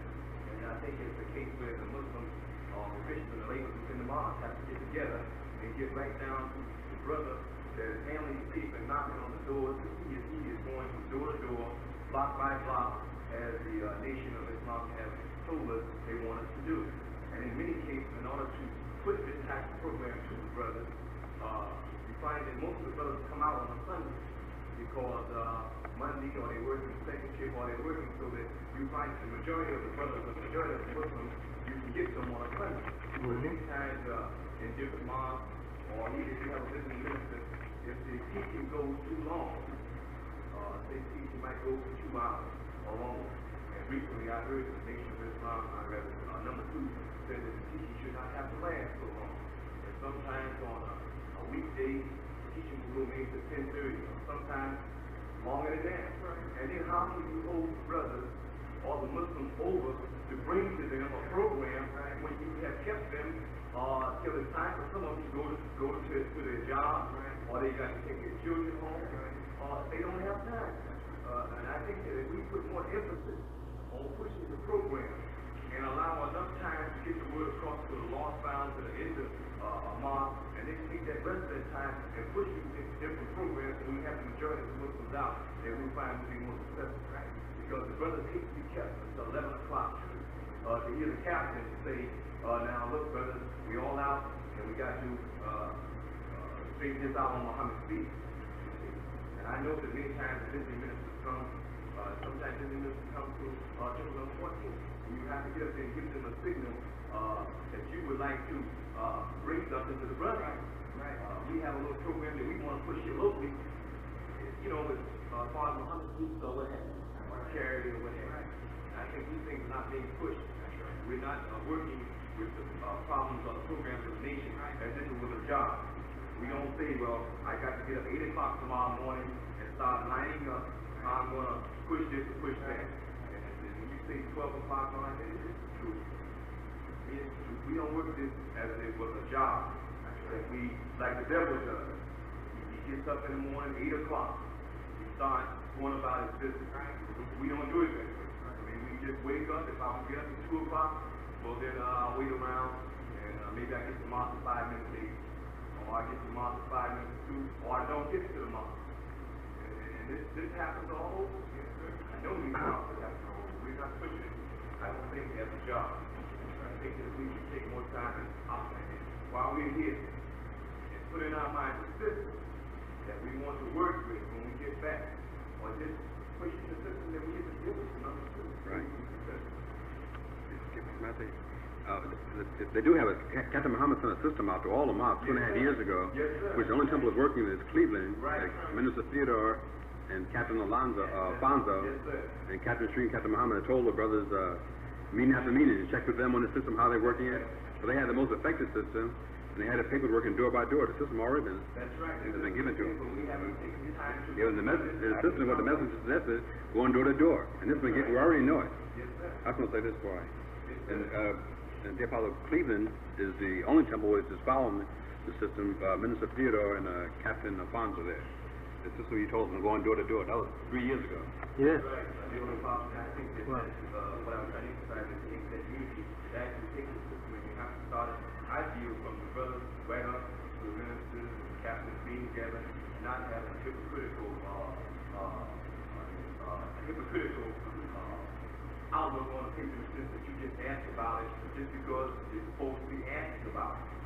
Well, Brother Captain, I will say that a while ago mentioned that the minister must help from the speaker stand. He must advertise the paper himself. He must tell you how to go about getting the paper to the people. If he has to leave the stand and go out there himself and do it. And the main thing it is, if we want to organize selling papers, as the secretary and my son just said, that old way back 2 years ago still stand good. We should get up and go from door to door. And not to say just go down to a certain corner and stand there at the corner all the time, unless that is a very fertile cause. But if we go from door to door, we get converts. sometime one will, some person wants to talk with you about Islam. And they say, oh, here's the paper man. He comes around every week or so. And I would like to ask him, how is this and how is that, and can we do this and can we do that? After a while, you have the whole neighborhood coming to the temple. Yes, sir. This is the way that I think is best to organize your temple, brother minister. It is to give them time, and you stop in time to represent your people. Yes, sir. Don't preach through until that you have another minute left. Always leave a spare minute anyway, because you never know what's coming up. Someone may have a problem. Someone may want to offer your solution to your problem. Well, have time to do this. As you have temples and you have small group and you have large groups. And when you have small groups, that's so much the better. You can stop in time and lecture them on this and that, how best to make progress. And get in your fruit, brother ministers. When your fruit meet on Monday, you be there. Because that's important too. That the minister should be in his fruit meeting. And tell the fruit how to go about making better progress with your paper or with any of the teachers. Teach them, they're in the fruit. And the captain, he's there to help you, and you're helping the captain. You're helping the captain to make the fruit, be very easy for him to carry or control and train by your presence. And you both work together. Don't go there disputing with each other. Not before the fruit.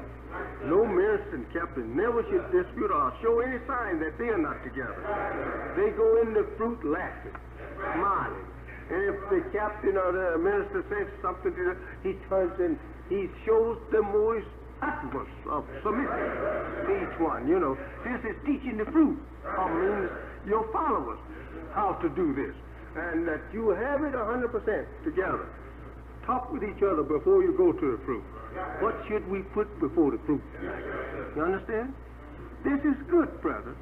And after a while, you have a lovely fruit there growing, and you'll be proud of yourself.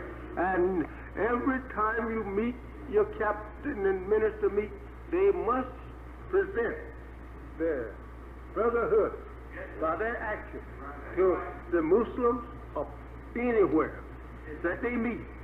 There are two people that is our example, the captain and the minister. Always do that, brother.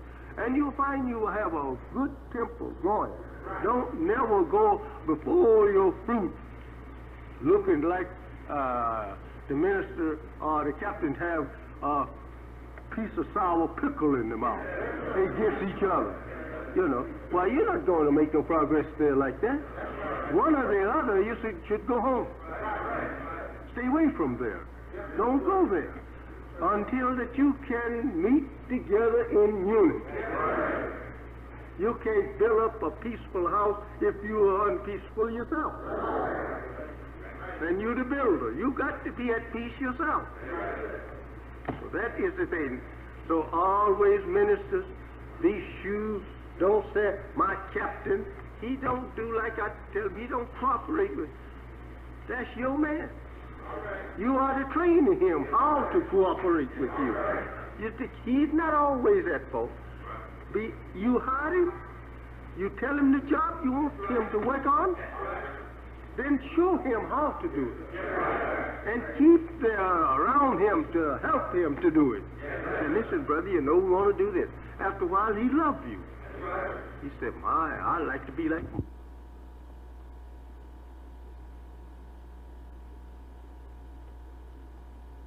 him to do it. And listen, brother, we want to do this. After a while, he loves you. He said, I'd like to be